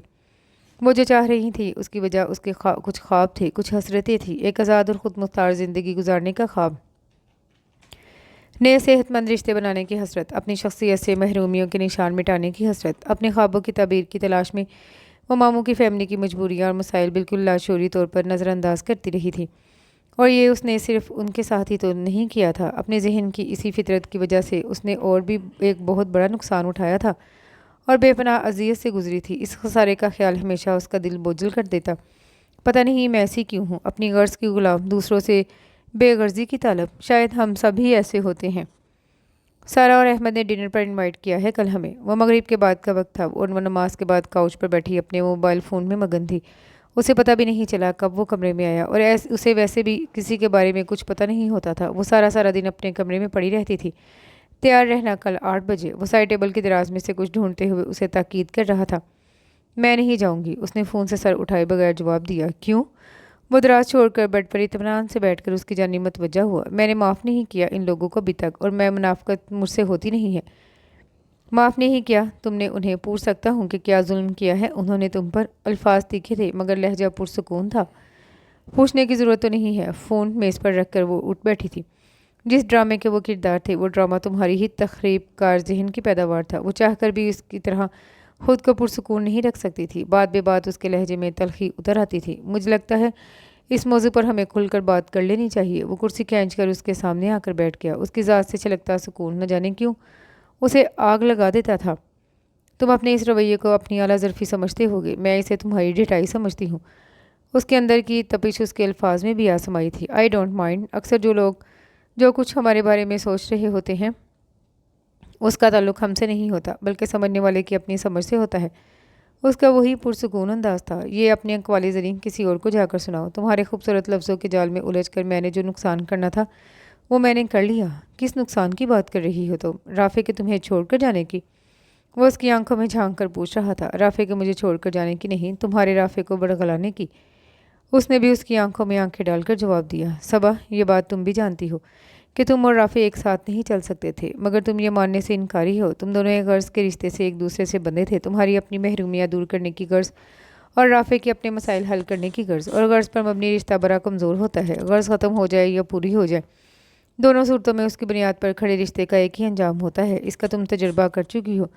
اگر تم دونوں کے بیچ کوئی مضبوط رشتہ ہوتا تو رافع اتنی آسانی سے راہ نہ بدلتا۔ وہ تمہارا مسئلہ نہیں ہے اسد عثمان، تم کیوں ہمارے بیچ پڑے؟ تم کیوں وجہ بنے ہمارے راستے علیحدہ کرنے کی؟ وہ میرا مسئلہ تھا صبا، تم میری بیوی تھی۔ جب ہمارا نکاح ہوا تم تب چھوٹی تھی، مگر میں اتنا بڑا تھا کہ شادی اور نکاح کے مفہوم کو سمجھ سکوں۔ میں نے ایک لمبا عرصہ یہ کمٹمنٹ پوری ایمانداری سے نبھائی ہے۔ مجھے یہ رشتہ عزیز تھا، مجھے تم بھی عزیز تھی۔ میں تمہارے مسائل، تمہاری محرومیاں بھی سمجھتا تھا۔ میں تمہیں کسی شراب کے پیچھے بھاگتے نہیں دیکھ سکتا تھا۔ اس کے لب و لہجے میں کچھ تھا، اسے تمام الفاظ اپنا ساتھ چھوڑتے ہوئے محسوس ہوئے۔ مجھے تم پر یقین نہیں ہے، اس نے نظریں چرا کر کہا۔ کوئی بات نہیں، وقت کے ساتھ آ جائے گا۔ اس کا وہی پرسکون انداز تھا۔ تم مجھے میری مرضی کے تانے دو گے نا، ماضی کے تانے دو گے نا؟ رافع کے حوالے سے یہ خوف تھا اس کے اندر کا جو تلخی میں لپٹا ظاہر ہوا۔ تمہیں لگتا ہے کہ میں ایسا کروں گا؟ وہ اپنی شخصیت کی تمام تر سحر انگیزی کے ساتھ پوری طرح اس کی طرف متوجہ تھا۔ ایک لمحے کے لیے اس کا دل چاہا کہ وہ خود کو اس کے سحر میں کھو جانے دے، مگر یہ صرف ایک لمحہ تھا۔ وہ بولی تو اس کے لہجے میں تلخی اور بے یقینی کی آمیزش تھی۔ مجھے تو یہ بھی نہیں لگتا تھا کہ رافع مجھے یوں دھوکہ دے گا۔ وہ جس اذیت سے گزری تھی اس کا اثر اتنی جلدی زائل نہیں ہونا تھا۔ تمہیں وقت چاہیے سنبھلنے کے لیے بھی۔ وہ اٹھ کھڑا ہوا تھا۔ اس کے لہجے میں ایک تھکن سی اتری تھی جو غور کرنے پر محسوس ہوتی تھی۔ صبا، یہ میں نے تمہارے لیے کچھ جیولری لی تھی۔ وہ آج اپنے کمرے سے باہر نکلی تھی۔ اس وقت لاؤنج میں بیٹھی ٹی وی دیکھ رہی تھی جب تائی جان ایک ڈبہ لیے اس کے پاس آ بیٹھی۔ وہ شام کا وقت تھا۔ اسد کچھ دیر پہلے آفس سے آیا تھا۔ اس وقت اس کے سامنے بیٹھا موبائل پر مصروف تھا۔ تائی جان کافی دنوں سے مری گئے ہوئے تھے کسی دوست کی طرف۔ صبا نے انہیں کم ہی گھر پر دیکھا تھا۔ سوری تائی جان، میں جیولری نہیں پہنتی۔ وہ جب بیزاری اور خوف خود ترسی کا شکار تھی۔ چاہنے کے باوجود وہ کوئی مروت نہیں دکھا سکی۔ کوئی بات نہیں، ہلکی سی مسکراہٹ کے ساتھ انہوں نے ڈبہ واپس بند کر کے سائڈ پر رکھ دیا۔ ہاں، مگر اسد نے اس کے منع کرنے پر سر اٹھائے بغیر ایک نظر اٹھا کر دیکھا تھا اور پھر دوبارہ فون میں مصروف ہو گیا۔ کچھ دیر کے بعد تائی جان خود ہی اٹھ کر چلی گئیں۔ وہ ٹی وی پر چلتے ڈرامے میں دلچسپی لینے کی کوشش کرتی رہی مگر بے سود۔ دل جیسے ہر چیز سے اٹھ چکا تھا۔ دنیا کا کوئی چیز اس کی توجہ حاصل کرنے میں کامیاب نہیں ہو پا رہی تھی۔ اسے اپنا آپ عجیب ٹھس اور بے حس محسوس ہوتا جسے کسی چیز سے فرق ہی نہیں پڑ رہا تھا۔ صبا، وہ اٹھ کر جا رہی تھی جب اسد نے اسے پکارا۔ اس کے بلانے پر رک گئی تھی۔ فری ہو؟ ہاں۔ واک کے لیے چلو گی؟ کدھر جانا ہے؟ وہ اپنی خود سادہ قید تنہائی سے تنگ آ چکی تھی۔ یہیں باہر لان میں۔ ٹھیک ہے چلو۔ وہ اٹھ کھڑا ہوا تھا۔ وہ بھی اس کے ساتھ چلتی باہر آ گئی۔ موسم اچھا ہو رہا تھا۔ آسمان پر بادل چھائے ہوئے تھے اور تیز ہوا موسم کی خوشگواریت میں اضافہ کر رہی تھی۔ اسے ایک دم ایک اچھا سا احساس ہوا۔ مجھے تم سے کچھ کہنا تھا۔ اس کے برابر چلتے ہوئے آج وہ کوئی اتنا بھی پرسکون نہیں لگ رہا تھا، بلکہ تم سے ایک ریکویسٹ کرنی تھی۔ مجھ سے؟ اس کی حیرانی بجا تھی۔ اس نے پہلی بار اسے ڈسٹرب سا دیکھا تھا۔ دیکھو صبا، تمہاری جو بھی ناراضگی اور جھگڑا ہے وہ مجھ سے اور بابا سے ہے۔ کیا امی نے کبھی تمہیں ہرٹ کیا یا ان سے تمہیں کوئی شکوہ ہے؟ نہیں، اس نے کچھ سوچ کر سنجیدگی سے جواب دیا۔ تو پھر میں چاہوں گا تم ان کے ساتھ بہت دوستانہ نہ صحیح مگر ایک اچھا رویہ رکھو، ایسا رویہ جو گھر کے بڑوں کے ساتھ رکھنا چاہیے۔ یہ ٹوک نہیں رہا، میں تمہیں سمجھا رہا ہوں بلکہ ریکویسٹ کر رہا ہوں۔ I am sorry. مجھے تائی جان کو ایک دم منع نہیں کرنا چاہیے تھا۔ اسے واقعی اپنے رویے پر شرمندگی ہوئی۔ اٹس اوکے، میرا مقصد تمہیں شرمندہ کرنا نہیں ہے۔ میں صرف یہ بتانا چاہ رہا ہوں کہ ہم سب ایک فیملی ہیں۔ ہمیں ایک دوسرے کو سمجھنے کی، ایک دوسرے کے جذبات اور احساسات کا خیال رکھنے کی کوشش کرنی چاہیے۔ تم سمجھ رہی ہو نا میری بات؟ دراصل میری ماں نے ایک مشکل زندگی گزاری ہے۔ اس نے پہلی بار اس شخص کے چہرے پر اداسی رقم ہوتی دیکھی تھی۔ بابا ایک پیچیدہ مزاج کے انسان تھے۔ امی نے ان سے محبت کی اور ساری زندگی اس محبت کا خراج دیا۔ چونکہ انہوں نے اپنی پسند سے شادی کی تھی سو وہ کبھی کسی کو الزام نہیں دے سکی۔ بابا کا ہر اچھا برا رویہ سہتی رہیں اور ظاہر یوں کرتی رہیں جیسے انہیں کسی چیز سے فرق نہیں پڑتا، مگر در حقیقت برے رویے سے ہر انسان کو فرق پڑتا ہے۔ وہ ہرٹ ہوتی ہیں، روتی بھی ہیں اکیلے میں، پھر یہ کہہ کر خود کو تسلی دے دیتی ہیں شاید وہ یہی ڈیزرو کرتی ہیں۔ اس سارے سلسلے نے ان کے سیلف امیج اور جو سیلف اسٹیم کو بہت نقصان پہنچایا ہے۔ اس نے اپنے دل میں تائی جان کے لیے ایک نرم گوشہ پیدا ہوتا محسوس کیا، مگر اس شخص کا اس طرح بات کرنا نہ جانے کیوں اسے اچھا لگ رہا تھا۔ ایک عجیب اپنائیت کا احساس تھا جو اس کے دل میں اس کے لیے جاگا تھا۔ کیا مجھے یہ جان کر اچھا لگ رہا ہے کہ اس شخص کی زندگی میں امپرفیکشنز ہیں؟ یہ بھی اندر سے دکھی ہے۔ کیا میں اس حد تک نیگیٹو ہو گئی ہوں؟ وہ یکدم اپنی سوچوں سے ہی گھبرا اٹھی۔ نہیں، ایسا نہیں ہے، یہ تو ایک یکسانیت کا احساس ہے۔ یہ شخص بھی وہی کچھ محسوس کرتا ہے جو میں کیا کرتی تھی۔ یہ بھی اس سب سے گزر رہا ہے جس سے میں گزری تھی۔ ہم دونوں کے کچھ دکھ ایک جیسے ہیں، تبھی یہ میرے مسائل بھی سمجھتا تھا اور اب اس کے مسائل سمجھنے سے میرے دل میں اس کے لیے جگہ پیدا ہو رہی ہے۔ وہ بول رہا تھا مگر وہ اس کے ہم قدم چلتی اپنی سوچوں میں گم تھی۔ وہ کہتا تھا کہ مجھے تم عزیز تھی، مجھے یہ رشتہ عزیز تھا۔ اسے احساس ہوا اسے بھی وہ شخص عزیز تھا، اسے بھی وہ رشتہ عزیز تھا اور یہ عزیز ہونا بھی عجیب سا تھا۔ اور اسے وہ شخص اس لیے عزیز تھا کیونکہ وہ اس سے کھل کر جھگڑ سکتی تھی۔ اسے وہ رشتہ اس لیے عزیز تھا کیونکہ وہ اسے تحفظ کا احساس دلاتا تھا۔ حالانکہ ابھی بہت سی پیچیدگیاں، بہت سی گرہیں ان کے درمیان باقی تھیں۔ وہ خوش اور مطمئن نہیں تھی، نہ حالات سے، نہ اس رشتے سے اور نہ اس شخص سے۔ وہ صبح اپنا ناشتہ بنانے خود کچن میں آئی تھی۔ اس گھر میں اس کے 2.5 ہفتوں میں قیام کے دوران ایسا پہلی بار ہوا تھا، ورنہ اس کا کھانا زیادہ تر ایک ملازم ہی اس کے کمرے میں پہنچایا کرتا تھا۔ تائی جان حسب توقع پہلے سے کچن میں موجود تھی۔ السلام علیکم۔ وعلیکم السلام۔ انہوں نے اسے حیرت سے دیکھا۔ کچھ چاہیے تھا تمہیں؟ نہیں، ناشتہ بنانا تھا۔ وہ دروازے پر رک سی گئی۔ آؤ بیٹھو، میں بنا دیتی ہوں۔ اسے پہلی بار احساس ہوا کہ ان کا انداز اکثر میں کانکی سا ہوتا تھا۔ میں آپ کی مدد کروں؟ اسے انجانے کیوں جھجک سی محسوس ہو رہی تھی۔ شکریہ بیٹا، اتنا کوئی کام تو نہیں ہے۔ چائے تیار ہو چکی ہے۔ اپنے لیے مجھے پراٹھا بنانا ہے اور اسد کے لیے ٹوسٹ۔ तुम बताओ तुम क्या लोगी? मैं बना देती हूँ टोस्ट। वो आगे भरकर फ्रिज से ब्रेड निकालने लगी। असद किधर है? और तुम पराठा ही लेती हो ना? वो तैयार हो रहा है ऑफिस के लिए। जी पराठा ही। वो काफ़ी देर खामोशी से अपना काम करती रही। ताई जान एक बात पूछूं आपसे? पूछो। जब अम्मी की डेथ हुई तो असद क्यों नहीं आया था? ये सवाल कब से उसके जहन में किलबिला रहा था। वो मुल्क से बाहर था उन दिनों। उसके बाद भी आप लोग इतना अरसा हमारी तरफ रहे, वो कभी नहीं आया। हालांकि वो इसी शहर में था। असद कई सालों से हमसे अलग रह रहा है, लेकिन चक्कर तो लगाया था उसने एक दो दफ़ा तुम लोगों की तरफ। तुम्हें देखने अस्पताल भी आया था, लेकिन तुम्हारी शायद मुलाकात नहीं हुई। खैर वो होता भी तो हमेशा जल्दी में है। कौन जल्दी में होता है? उसी वक्त वो फ्रेश सा किचन में दाखिल हुआ। तुम और कौन? उसे देखकर ताई के चेहरे पर नर्म सी मुस्कुराहट आ गई। आपके लिए तो कभी जल्दी में नहीं होता। जब कहेंगी हाथ बांध कर हाजिर हो जाऊंगा। उसने आगे भरकर उनके शानों पर बाजू रखा। जीते रहो। उनकी आवाज़ बेटे के इल्तफात पर न जाने क्यों रुन सी गई। आपका खाला की तरफ जाने का प्रोग्राम था। बाबा तो पता नहीं कब वापस आए। मैं आपको ले जाऊं शाम को? नहीं, तुम्हारे बाबा आएंगे तो उनके साथ ही जाऊंगी। हर दफ़ा की तरह इस दफ़ा भी आपका ये प्लान धरे का धरा रह जाएगा। बाबा हमेशा की तरह आते साथ ही कराची वापस जाने की रट लगा देंगे। आपको पता है मेरे पास नहीं रुकते वो ज़्यादा। कुछ नहीं होता। अब मैं अकेली क्या जाऊँ? उसका बाजू अपने कंधे से हटाकर अब वो चाय कपों में डाल रही थी। अकेली क्यों? मैं हूँगा ना आपके साथ। वो अभी तक वहीं खड़ा था। रहने दो, तुम्हारे काम का हर्ज होगा। अम्मी, काम आपसे ज़्यादा अहम नहीं है मेरे लिए।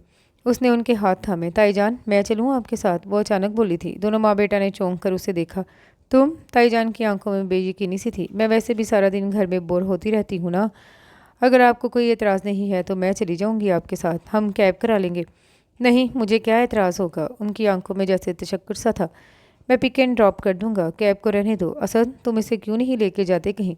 ये घर में रह रह कर तंग होती रहती है। चाय के कप टेबल पर रखती वो बेटे से मुखातिब थी।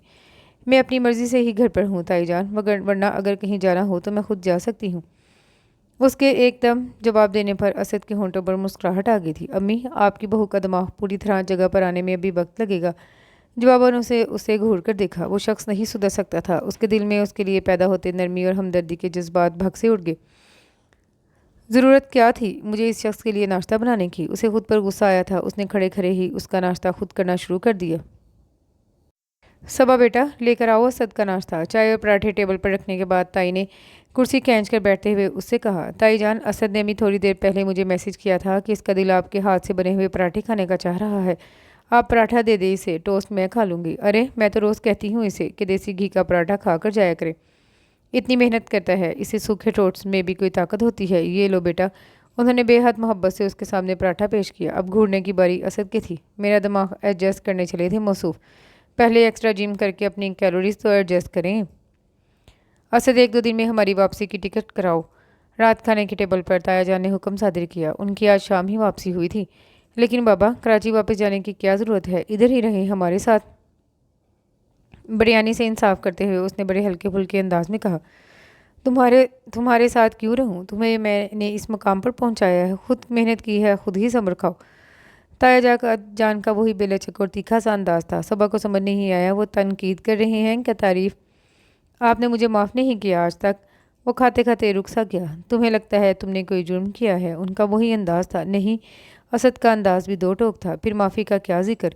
उन्होंने जैसे किस्सा ही ख़त्म किया। आप कराची जाकर क्या करेंगे? जो सारी ज़िंदगी करता रहा हूँ। पानी का गिलास भरते हुए उन्होंने अपने मखसूस अंदाज में जवाब दिया। बाबा, अगर आपने काम ही करना है तो इधर इस्लामाबाद में ही बिज़नेस सेट कर देता हूँ आपके लिए। क्यों? तुम मेरे बाप हो क्या? तुम क्यों सेट करोगे मेरे लिए बिज़नेस? उनका वही सख्त खड़ा लहजा था। अच्छा, खुद कर लें।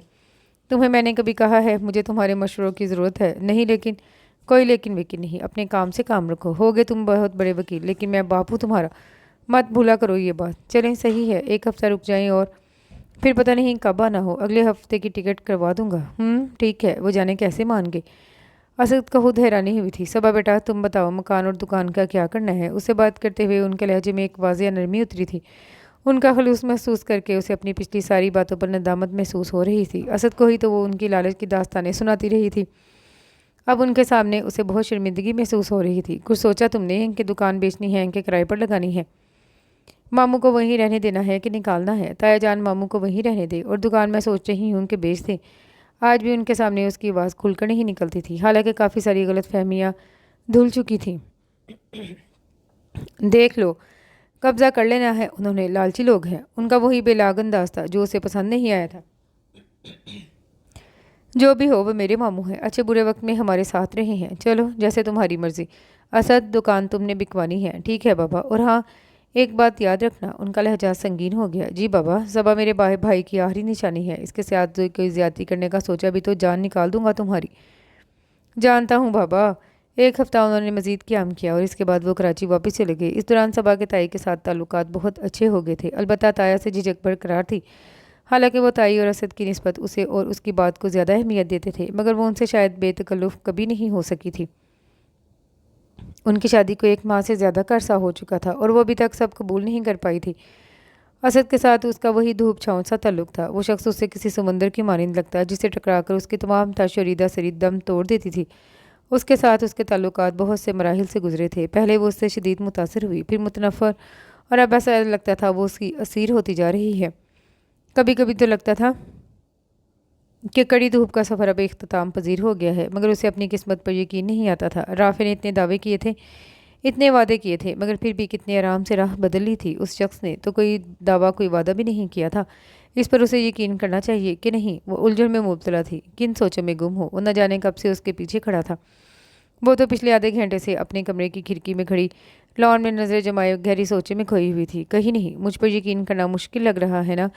اس کا انداز دوستانہ تھا۔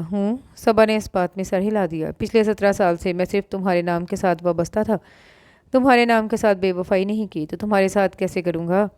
اسے کندھوں سے تھام کر اپنی طرف موڑتے ہوئے وہ اسی سحر انگیز انداز میں اس سے مخاطب تھا۔ میں نے تو کی تھی نا، اب تو نہیں کرو گی؟ نہیں، لیکن میں ماضی کی راکھ کریدنے والوں میں سے نہیں ہوں، میں حال میں جیتا ہوں۔ تم نے حال کی یقین دہانی کرا دی اور میں نے یقین کر لیا۔ اتنے آرام سے وہ اس کی چمکدار آنکھوں میں دیکھتی ہوئے یقین ہو رہی تھی۔ ہاں، حالانکہ میں وہی لڑکی ہوں جس نے… نہیں، تم وہ نہیں ہو، میں وہ نہیں ہوں۔ کوئی بھی ہمیشہ وہ نہیں رہتا جو وہ تھا۔ کائنات کی ہر چیز مسلسل تبدیلی کی زد پر ہے۔ مجھے فلسفی سمجھ نہیں آتی۔ وہ جھنجھلائی تھی اس کی بات پر وہ بے ساختہ ہنسا تھا۔ صبا اسے دیکھ کے رہ گئی۔ کبھی کبھی تو اسے لگتا کہ خدا نے اس کی جھولی سے پتھر نکال کر ہیرا ڈال دیا ہے۔ آفس کیوں نہیں گئے آج؟ اس نے موضوع بدلا۔ آج کا دن تمہارے ساتھ گزارنے کا ارادہ ہے میرا۔ میرے ساتھ؟ چلو گی کہیں میرے ساتھ؟ کدھر؟ جہاں میں لے چلوں۔ وہ جہاں کہاں ہے؟ جب جاؤ گی تو پتہ چل جائے گا۔ کب جانا ہے؟ ابھی تو صرف صبح کے 8:30 ہو رہے ہیں۔ تو آتی ہوں تیار ہو کر۔ وہ مسکراتے ہوئے پلٹ گئی۔ گاڑی 12 کوس سے نکل گئی تھی۔ اب آگے باہری سلسلہ شروع ہو رہا تھا۔ ہم مری جا رہے ہیں؟ صبا نے حیرت سے پوچھا۔ ہاں، تو اس میں اتنا سسپینس پیدا کرنے کی کیا ضرورت تھی؟ تمہیں مایوسی ہوئی ہے؟ ظاہر ہے۔ وہ اکتائی ہوئی نظروں سے کئی بار کے دیکھے ہوئے نظاروں پر نظریں جمائی ہوئی تھی، جبکہ اسد کی ساری توجہ ڈرائیونگ پر مرکوز تھی۔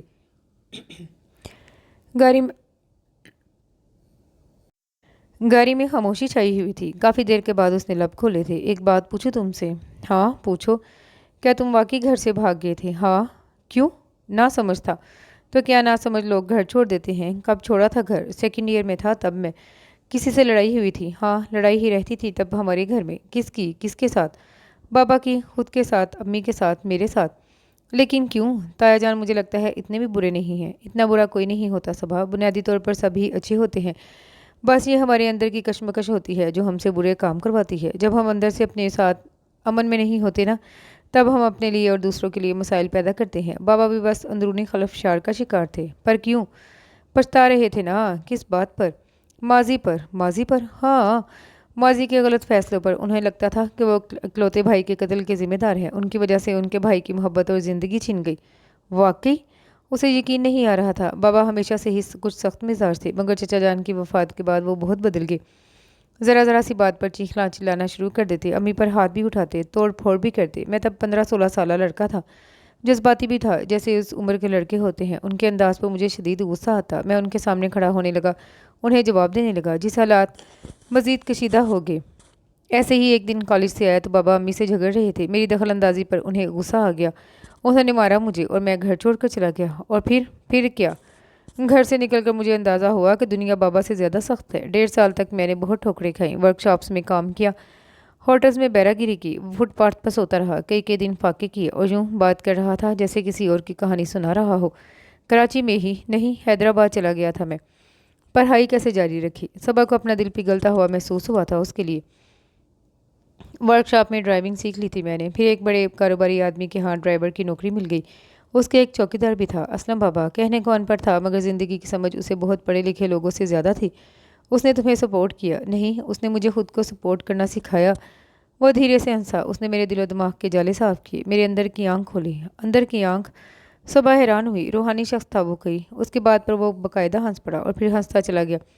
اس میں ہنسنے کی کیا بات ہے؟ صبح کو اس کا انداز پسند نہیں ہے۔ یہ روحانیت کیا ہوتی ہے تمہارے خیال میں؟ اس کی آنکھوں میں دلچسپی سی جاگی تھی جبکہ لہجے میں ہنسی کا تاثر تھا۔ روحانیت وہی جس میں بزرگ ہوتے ہیں، بابے ہوتے ہیں، جو دنیا اور دنیاوی چیزوں سے کنارہ کشی کی بات کرتے ہیں۔ یہ کس نے کہا تم سے؟ اس کی آواز میں مسکراہٹ کا رنگ موجود تھا۔ ضروری نہیں ہوتا کہ ہر بات کوئی کہے آپ سے۔ کچھ چیزیں ہم اپنے مشاہدے سے بھی تو سیکھتے ہیں۔ سیکھتے ہیں، مگر یہ مشاہدہ سطحی نہیں ہونا چاہیے۔ میرے خیال میں کوئی نتیجہ نکالنے سے پہلے چیزوں کا ہر زاویے سے باریک بینی سے جائزہ لینا ضروری ہوتا ہے۔ میں سیدھی سادی ایک پریکٹیکل سی بندی ہوں، مجھے مشکل لفظوں میں نہ الجھاؤ۔ اگر سیدھے الفاظ میں بتا سکتے ہو تو بتاؤ کہ کون تھا یہ بابا اسلم اور اس نے کیسے تمہاری مدد کی؟ بابا اسلم ایک 60 سالہ آدمی تھا، خاموش مزاج اور پرسکون چہرے والا۔ صبح کی نظریں بے ساختہ اس کے چہرے کی جانب اٹھی۔ یہ خصوصیت تو اس کے چہرے پر بھی پائی جاتی تھی۔ میرے ساتھ والے کوارٹر میں رہتا تھا، بے اولاد تھا، بیوی کی بھی چند سال پہلے وفات ہو چکی تھی۔ میرے ذہن میں ایک بوڑھا اور لاچار سا شخص آ رہا تھا۔ ایسا نہیں تھا۔ مجھے ان دنوں لگا کرتا تھا کہ قدرت بہت بے رحم ہے۔ وہ کہتا تھا قدرت صرف زخم دیتی ہے، تکلیف نہیں۔ یہ کیا بات ہوئی؟ صبح الجھی تھی۔ اس کا کہنا تھا تکلیف ہمارے ذہن کی پیدا کردہ ہوتی ہے، بلکہ سارا کچھ ہی ہمارے ذہن کا تخلیق کردہ ہے۔ خوشی، غم، بے چینی، پچھتاوا، مستقبل کا خوف، سب ذہن کا پیدا کردہ ہے اور ذہن پر ہمارا پورا اختیار ہوتا ہے۔ ہوتا ہوگا ذہن پر اختیار، مگر حالات پر نہیں ہوتا۔ صبا نے تلخی سے اس کی بات کاٹی۔ وہ کہتا تھا ذہن بدلے گا تو سوچ بدلے گی، سوچ بدلے گی تو آپ بدلیں گے، آپ بدلیں گے تو آپ کے اعمال بدلیں گے، اعمال بدلیں گے تو آپ کے حالات بدلیں گے۔ اور ذہن کیسے بدلے گا؟ صبا کا انداز استہزائیہ تھا، اسے یہ سب کتابی باتیں لگ رہی تھیں۔ ہمارا ذہن کمپیوٹر کی طرح ہوتا ہے جو پہلے سے دی گئی ہدایات یعنی ایک پروگرام کے مطابق چلتا ہے، اور یہ پروگرام کدھر سے آتا ہے؟ عام طور پر معاشرہ بناتا ہے۔ تمہارا معاشرہ تمہارے دماغ میں فیڈ کرتا ہے۔ اگر تمہارے والدین کو تمہاری پرواہ نہیں ہے تو تم دنیا کے مظلوم ترین انسان ہو۔ تم بہت دکھی ہو اور تمہارا دماغ ان ہدایات پر عمل کرتے ہوئے تمہیں دکھی اور پریشان کرتا ہے۔ سامنے سڑک پر نظریں مرکوز کیے وہ بہت سہل انداز میں جواب دے رہا تھا۔ تو غلط بتاتا ہے معاشرہ کیا؟ آپ کے والدین کو آپ کی پرواہ نہیں، آپ کو پیدا کرنے والی ماں آپ کو نہیں سمجھ رہی، وہ آپ کے لیے ذہنی اذیت کا باعث بن رہی ہے۔ تو اس سے بڑھ کر دکھ کی بات اور کیا ہوگی؟ اس کا چہرہ سرخ ہو گیا جبکہ اس نے لب سختی سے بھینچ لیے۔ زندگی میں پہلی بار وہ کسی سے اس موضوع پر بات کر رہی تھی۔ آپ کو پیدا کرنے والی ماں آپ کو نہیں سمجھ رہی تو کیا آپ خود کو سمجھ رہی ہو؟ جو شخص خود کو سمجھ رہا ہو وہ کبھی اذیت کا شکار نہیں ہوتا صبا۔ اس کا نرم لب و لہجہ تھا، کسی زخم پر مرہم رکھنے والا۔ مطلب؟ اس کی آنکھیں سرخ ہو رہی تھیں جبکہ آواز نم تھی۔ مطلب یہ کہ ہمارے ماں باپ ہمیشہ پرفیکٹ لوگ نہیں ہوتے، ان کی اپنی زندگیاں ہوتی ہیں، ان کے اپنے مسائل ہوتے ہیں، وہ خود بیک وقت کی کئی جنگیں لڑ رہے ہوتے ہیں، لیکن اس کا یہ مطلب نہیں ہوتا کہ ہم خود کو ان کے مسائل، ان کی جنگوں کی بھینٹ چڑھا دیں۔ ہماری ان سے علیحدہ ایک ذات ہوتی ہے۔ ہمارے پاس دل ہوتا ہے، دماغ ہوتا ہے، عقل ہوتی ہے، شعور ہوتا ہے۔ اگر ہم اس کا استعمال کریں تو ہم اپنی زندگیاں خود بنا سکتے ہیں۔ ایسا ممکن ہے کیا؟ اس کے لہجے میں امید سی جاگی۔ بالکل ممکن ہے۔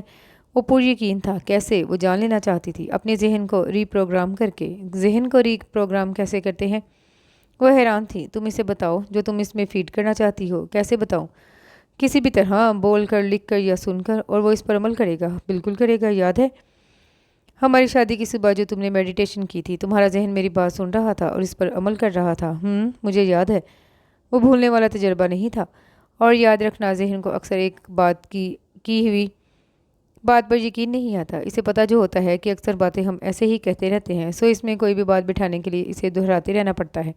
تم نے اپنی کہانی پوری نہیں کی۔ وہ گاؤں میں داخل ہونے لگے تو صبا کو یکدم یاد آیا۔ میری کہانی؟ وہ دھیرے سے ہنس دیا۔ بابا اسلم کی صحبت نے مجھے زندگی کے ایک نئے رخ سے روشناس کرایا۔ میں خود ترسی کی کیفیت سے نکلا، اب زندگی کی ڈرائیونگ سیٹ سنبھالی، FSC کے ایگزامز دوبارہ دیے، لاء میں ایڈمیشن لیا۔ وہاں مجھے اچھے ٹیچرز مل گئے، ان کے ساتھ ہی میں نے بھی پریکٹس شروع کر دی۔ آگے زندگی آسان ثابت ہوئی۔ مجھے اس کی سمجھ جو آ گئی تھی، اس کا وہی ٹھہرا ہوا پرسکون انداز تھا۔ گھر واپسی کب ہوئی؟ اتنے برے حالات میں گھر واپس جانے کا خیال نہیں آیا۔ صبا نے اس کے چہرے پر نظریں جمائیں۔ شروع میں آتا تھا مگر تب انا اڑے آتی تھی۔ بعد میں جب چیزوں کی سمجھ آنا شروع ہوئی تو پھر کیا گھر رابطہ، پہلے امی سے پھر بابا سے۔ جب دوبارہ سے گھر گیا تو پریکٹس کر رہا تھا میں، لیکن کچھ عرصے کے بعد مجھے اسلام آباد شفٹ ہونا پڑ گیا کام کے سلسلے میں۔ تایا جان ڈھونڈتے رہے ہوں گے تمہیں؟ ظاہر ہے انہیں لگتا تھا بھائی کے بعد انہوں نے بیٹا بھی کھو دیا ہے۔ میں جب واپس آیا تو پہلے کی نسبت کافی بدل چکے تھے وہ، مگر بہرحال ان کی ایک شخصیت ہے جس میں انا کا رنگ بہت گہرا ہے۔ پتہ جب میں واپس آیا تو تب بابا کا سب سے بڑا خوف کیا تھا؟ کیا انہیں ڈر تھا کہ میں نے کہیں شادی نہ کر لی ہو؟ وہ ہنسا۔ ہاں تو کیوں نہیں کی؟ صبا کا انداز تیکھا ہو گیا تھا۔ اسے اس کی بات سے زیادہ اس کی ہنسی پر غصہ آیا تھا۔ ان حالات میں شادی کا تو سوال کہاں پیدا ہوتا؟ پھر دادا جان سے وعدہ کر رکھا تھا ان کی پوتی کی بھاری بلکہ ٹیری ذمہ داری عمر بھر نبھانے کا۔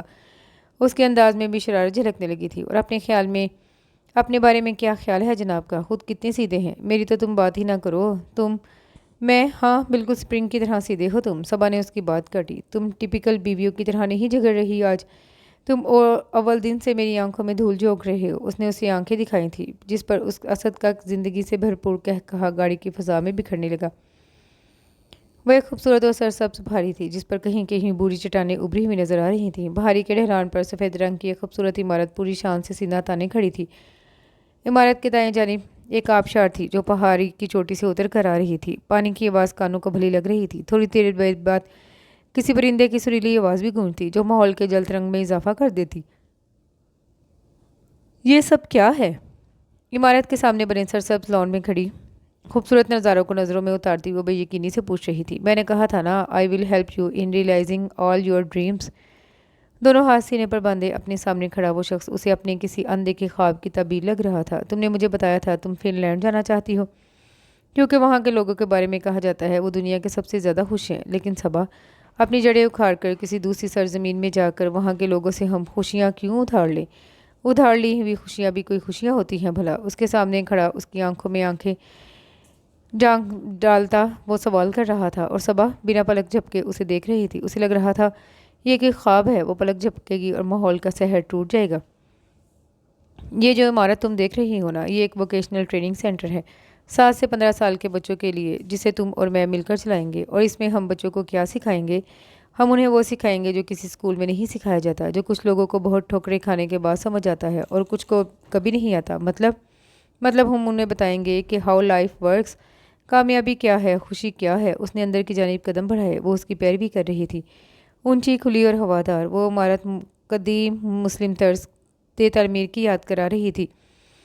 تعمیراتی کام مکمل ہو چکا تھا مگر وہ عمارت کسی بھی قسم کے ساز و سامان سے بھی خالی تھی۔ سفید اونچی دیواریں، سفید ستون، اونچی چھت سے کچھ نیچے روشن دان، لکڑی کے منقش کھڑکیاں اور دروازے، بڑے بڑے کمرے۔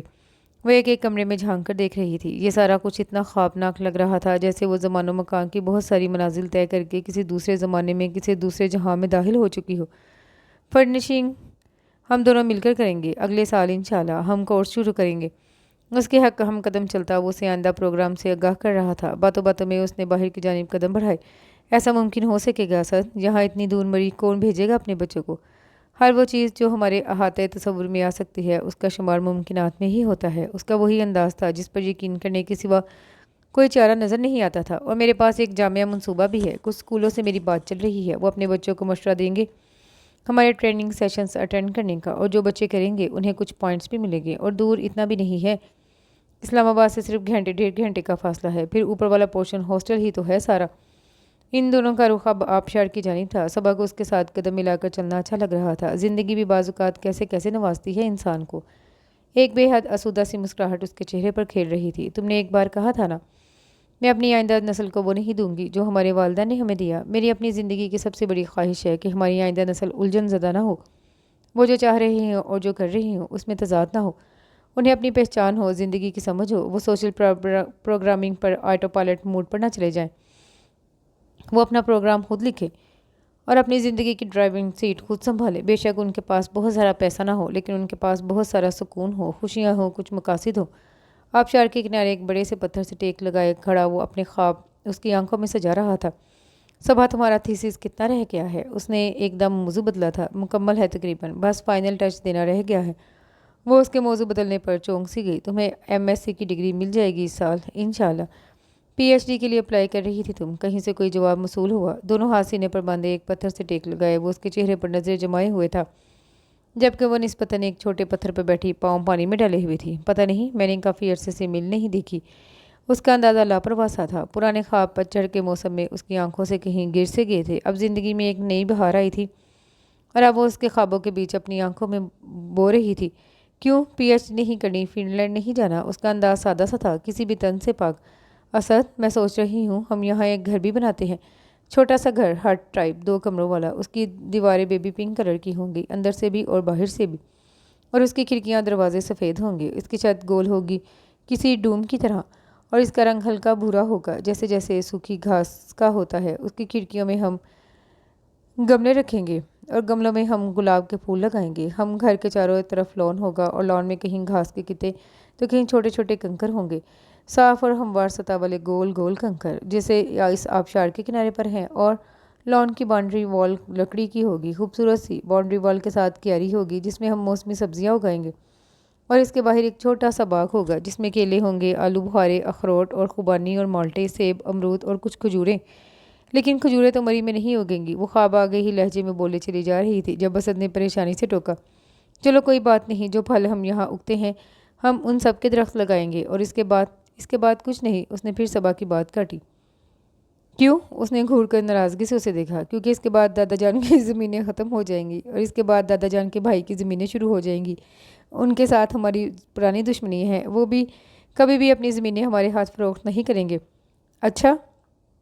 اسے حقیقت کی دنیا میں واپس آنا اچھا نہیں لگ رہا تھا۔ ویسے صبا، میں سوچ رہا تھا باقی تو ساری اشیاء خورد و نوش میں ہم خود کفیل ہو جائیں گے، جیسے پھل، سبزیاں، صرف آٹا اور چاول ہمیں باہر سے خریدنے پڑیں گے۔ ایسا نہیں ہو سکتا ہم گندم اور چاول بھی خود کاشت کر لیں؟ اس کا انداز پرسوچ تھا۔ گندم اور چاول کیسے؟ ویسے گندم تو ٹھیک ہے مگر چاول، ان کے لیے بہت محنت چاہیے ہوتی ہے، دادی بتایا کرتی تھی۔ وہ اپنی سوچوں میں گم اس پر نظریں جمائے ہوئی تھی۔ کوئی بات نہیں، کر لیں گے محنت میں تو عظمت ہے۔ اس کے انداز میں جو جوش تھا وہ کوئی اتنا بھی نارمل نہیں تھا۔ ایک منٹ، یہ تم کہیں میرا مذاق تو نہیں اڑا رہے؟ اس نے خون خوار نظروں سے گھورا۔ میری یہ مجال، میں تو یہ سوچ رہا ہوں کہ گندم اور چاولوں کے ساتھ دالیں بھی کاشت کر لیں گے۔ اس کا وہی پرجوش انداز تھا جبکہ آنکھوں میں واضح شرارت ناچ رہی تھی۔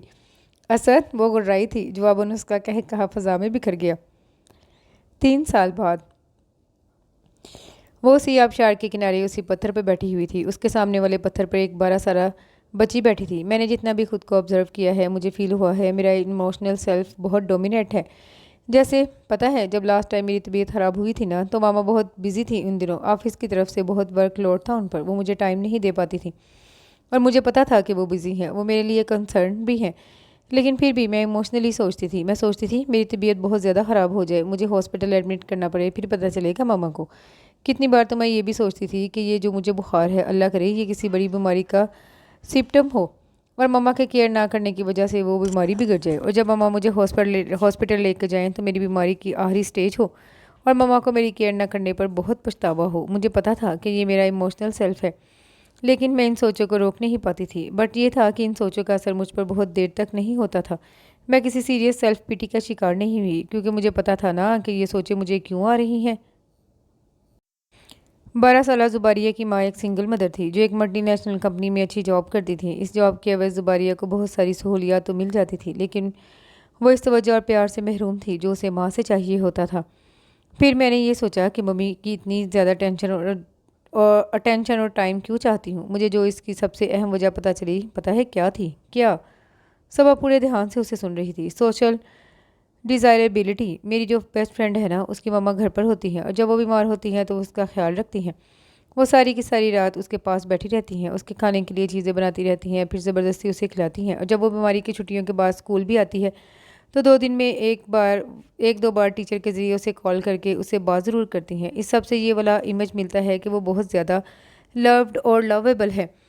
ٹیچرز بھی اسے ایک اسپیشل ٹریٹمنٹ دیتی ہیں۔ میں بھی یہ سب چاہتی ہوں کہ مجھے بھی اتنی ہی تو اہمیت اور توجہ ملے، جیسے پچھلے سیشن میں ہم نے سیکھا تھا کہ سوشل ڈیزائربلٹی انسان کی ایک بہت بیسک ڈرائیونگ فورس ہے۔ میرے جو ایموشنل سوچیں تھیں وہ اسی فورس کی وجہ سے تھی، لیکن زباریہ کو پتہ ہے نا کہ ہم نے اپنی زندگی کی ڈرائیونگ سیٹ خود سنبھالنی ہے، کسی باہر کی فورس کو اس چیز کی اجازت نہیں دینی کہ وہ ہمیں ڈرائیو کرے۔ صبا کا انداز بہت پرشفقت اور دوستانہ تھا۔ اس بچی نے اسے ایک خاص انسیت محسوس ہوتی تھی۔ ہاں نا، تبھی تو نا میں صرف پیٹی کا شکار ہوتی ہوں، نہ مجھے ماما سے شکوہ ہے۔ مجھے پتہ ہے کہ وہ مجھ سے محبت کرتی ہیں، لیکن ہماری زندگی تھوڑی مختلف ہے۔ ماما پر بہت ذمہ داریاں ہیں، بہت بوجھ ہے جس کی وجہ سے وہ تھک جاتی ہیں، اور وہ اس طرح اپنی محبت ایکسپریس نہیں کرتی۔ کبھی کبھی غصہ بھی زیادہ کر جاتی ہیں، مگر جب سے میں نے انہیں احساس دلایا ہے میں انہیں سمجھتی ہوں، ان کا ایٹیٹیوڈ بہت بدلا ہے۔ اس 12 سالہ بچی کا اتنا بردبار انداز تھا جب پچھلی سال وہ پہلی بار آئی، وہ تب ایسی بالکل نہیں تھی۔ صبا کو اس میں نہ جانے کیوں اپنا ماضی نظر آتا تھا، مگر اب اسے یقین تھا وہ اس ساری ٹوٹ پھوٹ کا کبھی شکار نہیں ہوگی جس کا وہ ہوئی تھی، کیونکہ اس بچی نے زندگی کو اور خود کو سمجھنا شروع کر دیا تھا۔ جو بیج انہوں نے بویا تھا اس کی فصل آنا شروع ہو گئی تھی، اور وہ بھی اتنی جلدی۔ پچھلا سال ان کا پہلا سال تھا اور صرف 10 بچے آئے تھے جو ان کے ٹارگٹ سے بہت کم تھے۔ انہوں نے ان سے کوئی ممبرشپ فیس بھی نہیں چارج کی اور کوئی خاص سٹاف بھی نہیں ہائر کیا۔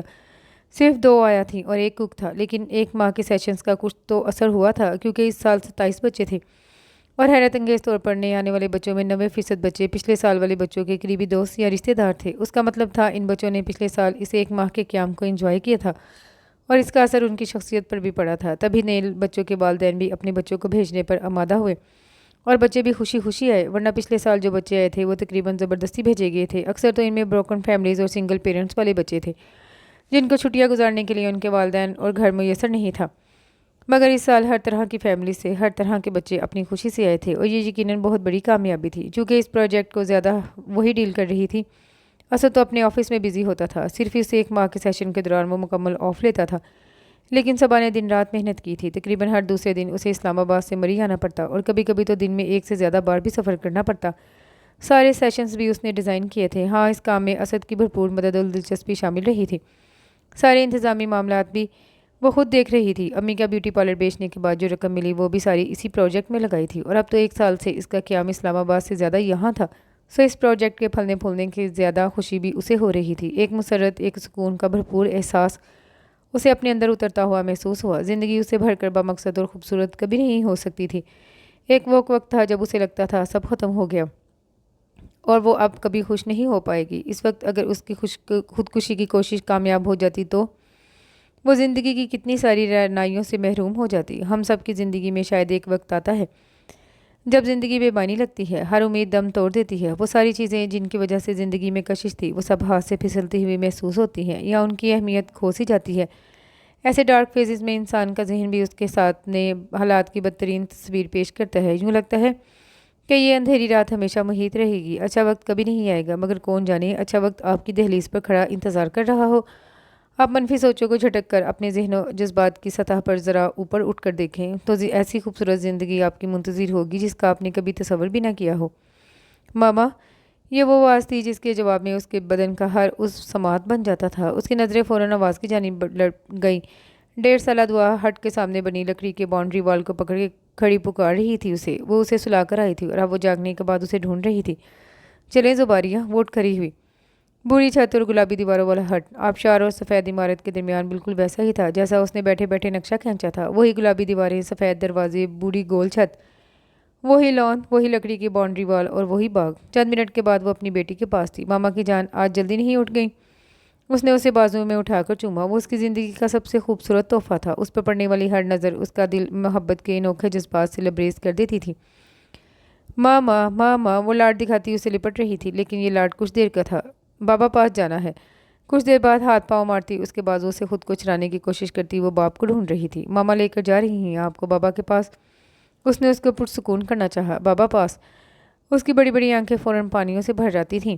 ہاں بابا پاس، ابھی چلتے ہیں۔ گھنگریلے بالوں اور بڑی بڑی آنکھوں کے ساتھ وہ گول مٹول سی گڑیا لگتی تھی۔ وہ اسے اٹھائے ڈھلوان سے اترنے لگی جہاں گھاس کے درمیان پتھر کی سیڑھیاں تھیں، اور ان سیڑھیوں کے دونوں طرف پھلوں کے درخت تھے۔ درختوں سے نکلتے ہی وہ اسے نظر آ گیا۔ وہ سفید عمارت کے سامنے بنے لان کی گھاس پر سیاہ شلوار قمیض میں ملبوس بہت سارے بچوں کے درمیان بیٹھا تھا، اور وہ اسے ویسا ہی لگا جیسے شادی کی صبح لان میں بیٹھا ہوا لگا تھا۔ حالانکہ اس وقت وہ اسے کافی دور سے دیکھ رہی تھی۔ اسے دیکھتے ہی ایک اپنائیت کا احساس ہوتا تھا۔ اس کے ساتھ گزرے 3 سال اس کی زندگی کا سرمایہ تھے، اس کی محبت، اس کا اعتبار، اس کا خیال رکھنا اور سمجھنا۔ حالانکہ ان کے تعلق میں بھی اتار چڑھاؤ آتے تھے، کئی بار ایسا لگتا کہ وہ اس کے ساتھ زیادتی کر جاتا ہے، خاص کر کے اپنی ماں کو لے کر وہ بہت حساس تھا۔ لیکن ان سب کے باوجود اس کے ساتھ زندگی اچھی گزر رہی تھی، کیونکہ وہ سمجھتا تھا اسے بھی، خود کو بھی اور زندگی کو بھی، اور سمجھنے کے باوجود غلطیاں تو سب سے ہی ہو جاتی ہیں۔ انسان جو ٹھہرے सबा ने गलतियों का थोड़ा मार्जिन देना सीख लिया था, खुद को भी और दूसरों को भी। कोई क्योंकि गलती का मार्जिन ना हो तो हम गलती कबूल नहीं करते, और जो गलती कबूल ना की जाए सारी एनर्जी उस गलती का दिफा करने में लगती है। इससे कुछ सीखना मुश्किल हो जाता है। ज़िंदगी के बहुत सारे सबक इस शख्स ने पढ़ाए थे, बहुत से उसने खुद पढ़े थे, और ये सिलसिला जारी था, क्योंकि ज़िंदगी हर मोड़ पर एक नया रंग लेकर सामने आती है, और इन्हीं रंगों की वजह से तो ज़िंदगी खूबसूरत थी। और जब से उसने दुनिया की दी गई अच्छे बुरे, खुशी ना खुशी की परख की रंग उतार कर और जज्बात की सतह से उठकर ज़िंदगी को देखना शुरू किया था, तब से उसे अंदाज़ा हुआ था कि ज़िंदगी का हर रंग अपने अंदर बड़ी गहराई, बड़ी मानवीयत लिए होता है। ज़िंदगी के दिए हर ज़ख्म का कोई मकसद था, और इस मकसद को जानने में ही उसकी असल मसीहा आई थी। और ये मकसद जान लेने के बाद शिकवे की गुंजाइश बाकी नहीं रहती थी। हर मुकाम में शुक्र लगता था, और शुक्र में राहत थी, सुकून था, कुशादगी थी। वो जैसे जैसे आगे बढ़ रही थी, असद की सूरत के साथ आवाज़ भी सुनाई साफ दे रही थी। वो बच्चों को ग्रेटिट्यूड मेडिटेशन करवा रहा था। उसकी आवाज़ खूबसूरत इस हसीन शाम के हुस्न में इजाफा कर रही थी। मैं शुक्रगुजार हूँ, मैं उस दिन के लिए शुक्रगुजार हूँ, मैं इस हवा के लिए शुक्रगुजार हूँ जिसमें मैं सांस लेता हूँ, मैं ज़िंदगी के तोहफे के लिए शुक्रगुजार हूँ, मैं अपने बिस्तर के लिए शुक्रगुजार हूँ, मैं अपने सर पर मौजूद छत के लिए शुक्रगुजार हूँ, मैं अपने पाँव के नीचे मौजूद ज़मीन के लिए शुक्रगुजार हूँ, मैं अपने सेहतमंद जिस्म के लिए शुक्रगुजार हूँ, मैं अपनी आज़ादी के लिए शुक्रगुजार हूँ, मैं अपनी पुरसकून नींद के लिए शुक्रगुजार हूँ, मैं अपनी सारी हिस्सियात के लिए शुक्रगुजार हूँ, मैं शुक्रगुजार हूँ, मैं अपने दोस्तों के लिए शुक्रगुजार हूँ, मैं अपनी फैमिली के लिए, अपने सारे टीचर्स के लिए, मैं अपने इर्द गिर्द बिखरते कुदरती हुस्न के लिए, अपनी ज़िंदगी के सारे तजर्बात के लिए, मैं इन सैकड़ों मौक़ों के लिए शुक्रगुजार हूँ जो मुझे मुयस्सर हैं। मैं शुक्रगुजार हूँ। वो 15 बच्चे आंखें बंद किए उसके गिर्द दायरे की सूरत बैठे थे। सबा जानती थी उनके जहन इस वक्त असद के वास के ताबे हैं। उसके मुंह से निकलता हर जुमला उनके नन्हे दिलों और दिमागों की कसाफत और बोझ हल्का कर रहा था। वो भी आकर इन बच्चों के साथ बैठ गई। उसकी 1.5 साल बेटी उसके कंधे पर अपनी थोड़ी टिकाई थी, हस्बे आदत बाप को यकटक देख रही थी। वो जब भी मेडिटेशन कराता था वो उसे हमेशा यूं ही देखा करती। सबा ने शुक्र भरी नज़र अपनी नन्ही पड़ी पर डालकर आंखें मूंद ली। मैं अपने दिन अंदर सुकून महसूस करने की सलाहियत के लिए शुक्रगुजार हूँ। मैं खुद से बेलौस मोहब्बत करने की सलाहियत के लिए शुक्रगुजार हूँ। मैं अपनी ख्वाब देखने की सलाहियत के लिए शुक्रगुजार हूँ। मैं अपनी मसहियाई खुद करने के लिए शुक्रगुजार हूँ। वो एक बार फिर उसकी आवाज़ के साथ महवे सफ़र थी, और ये सफ़र बहुत खूबसूरत था। और इसके साथ ही ये खूबसूरत सा नावल अपने इख्तिताम को पहुँचा।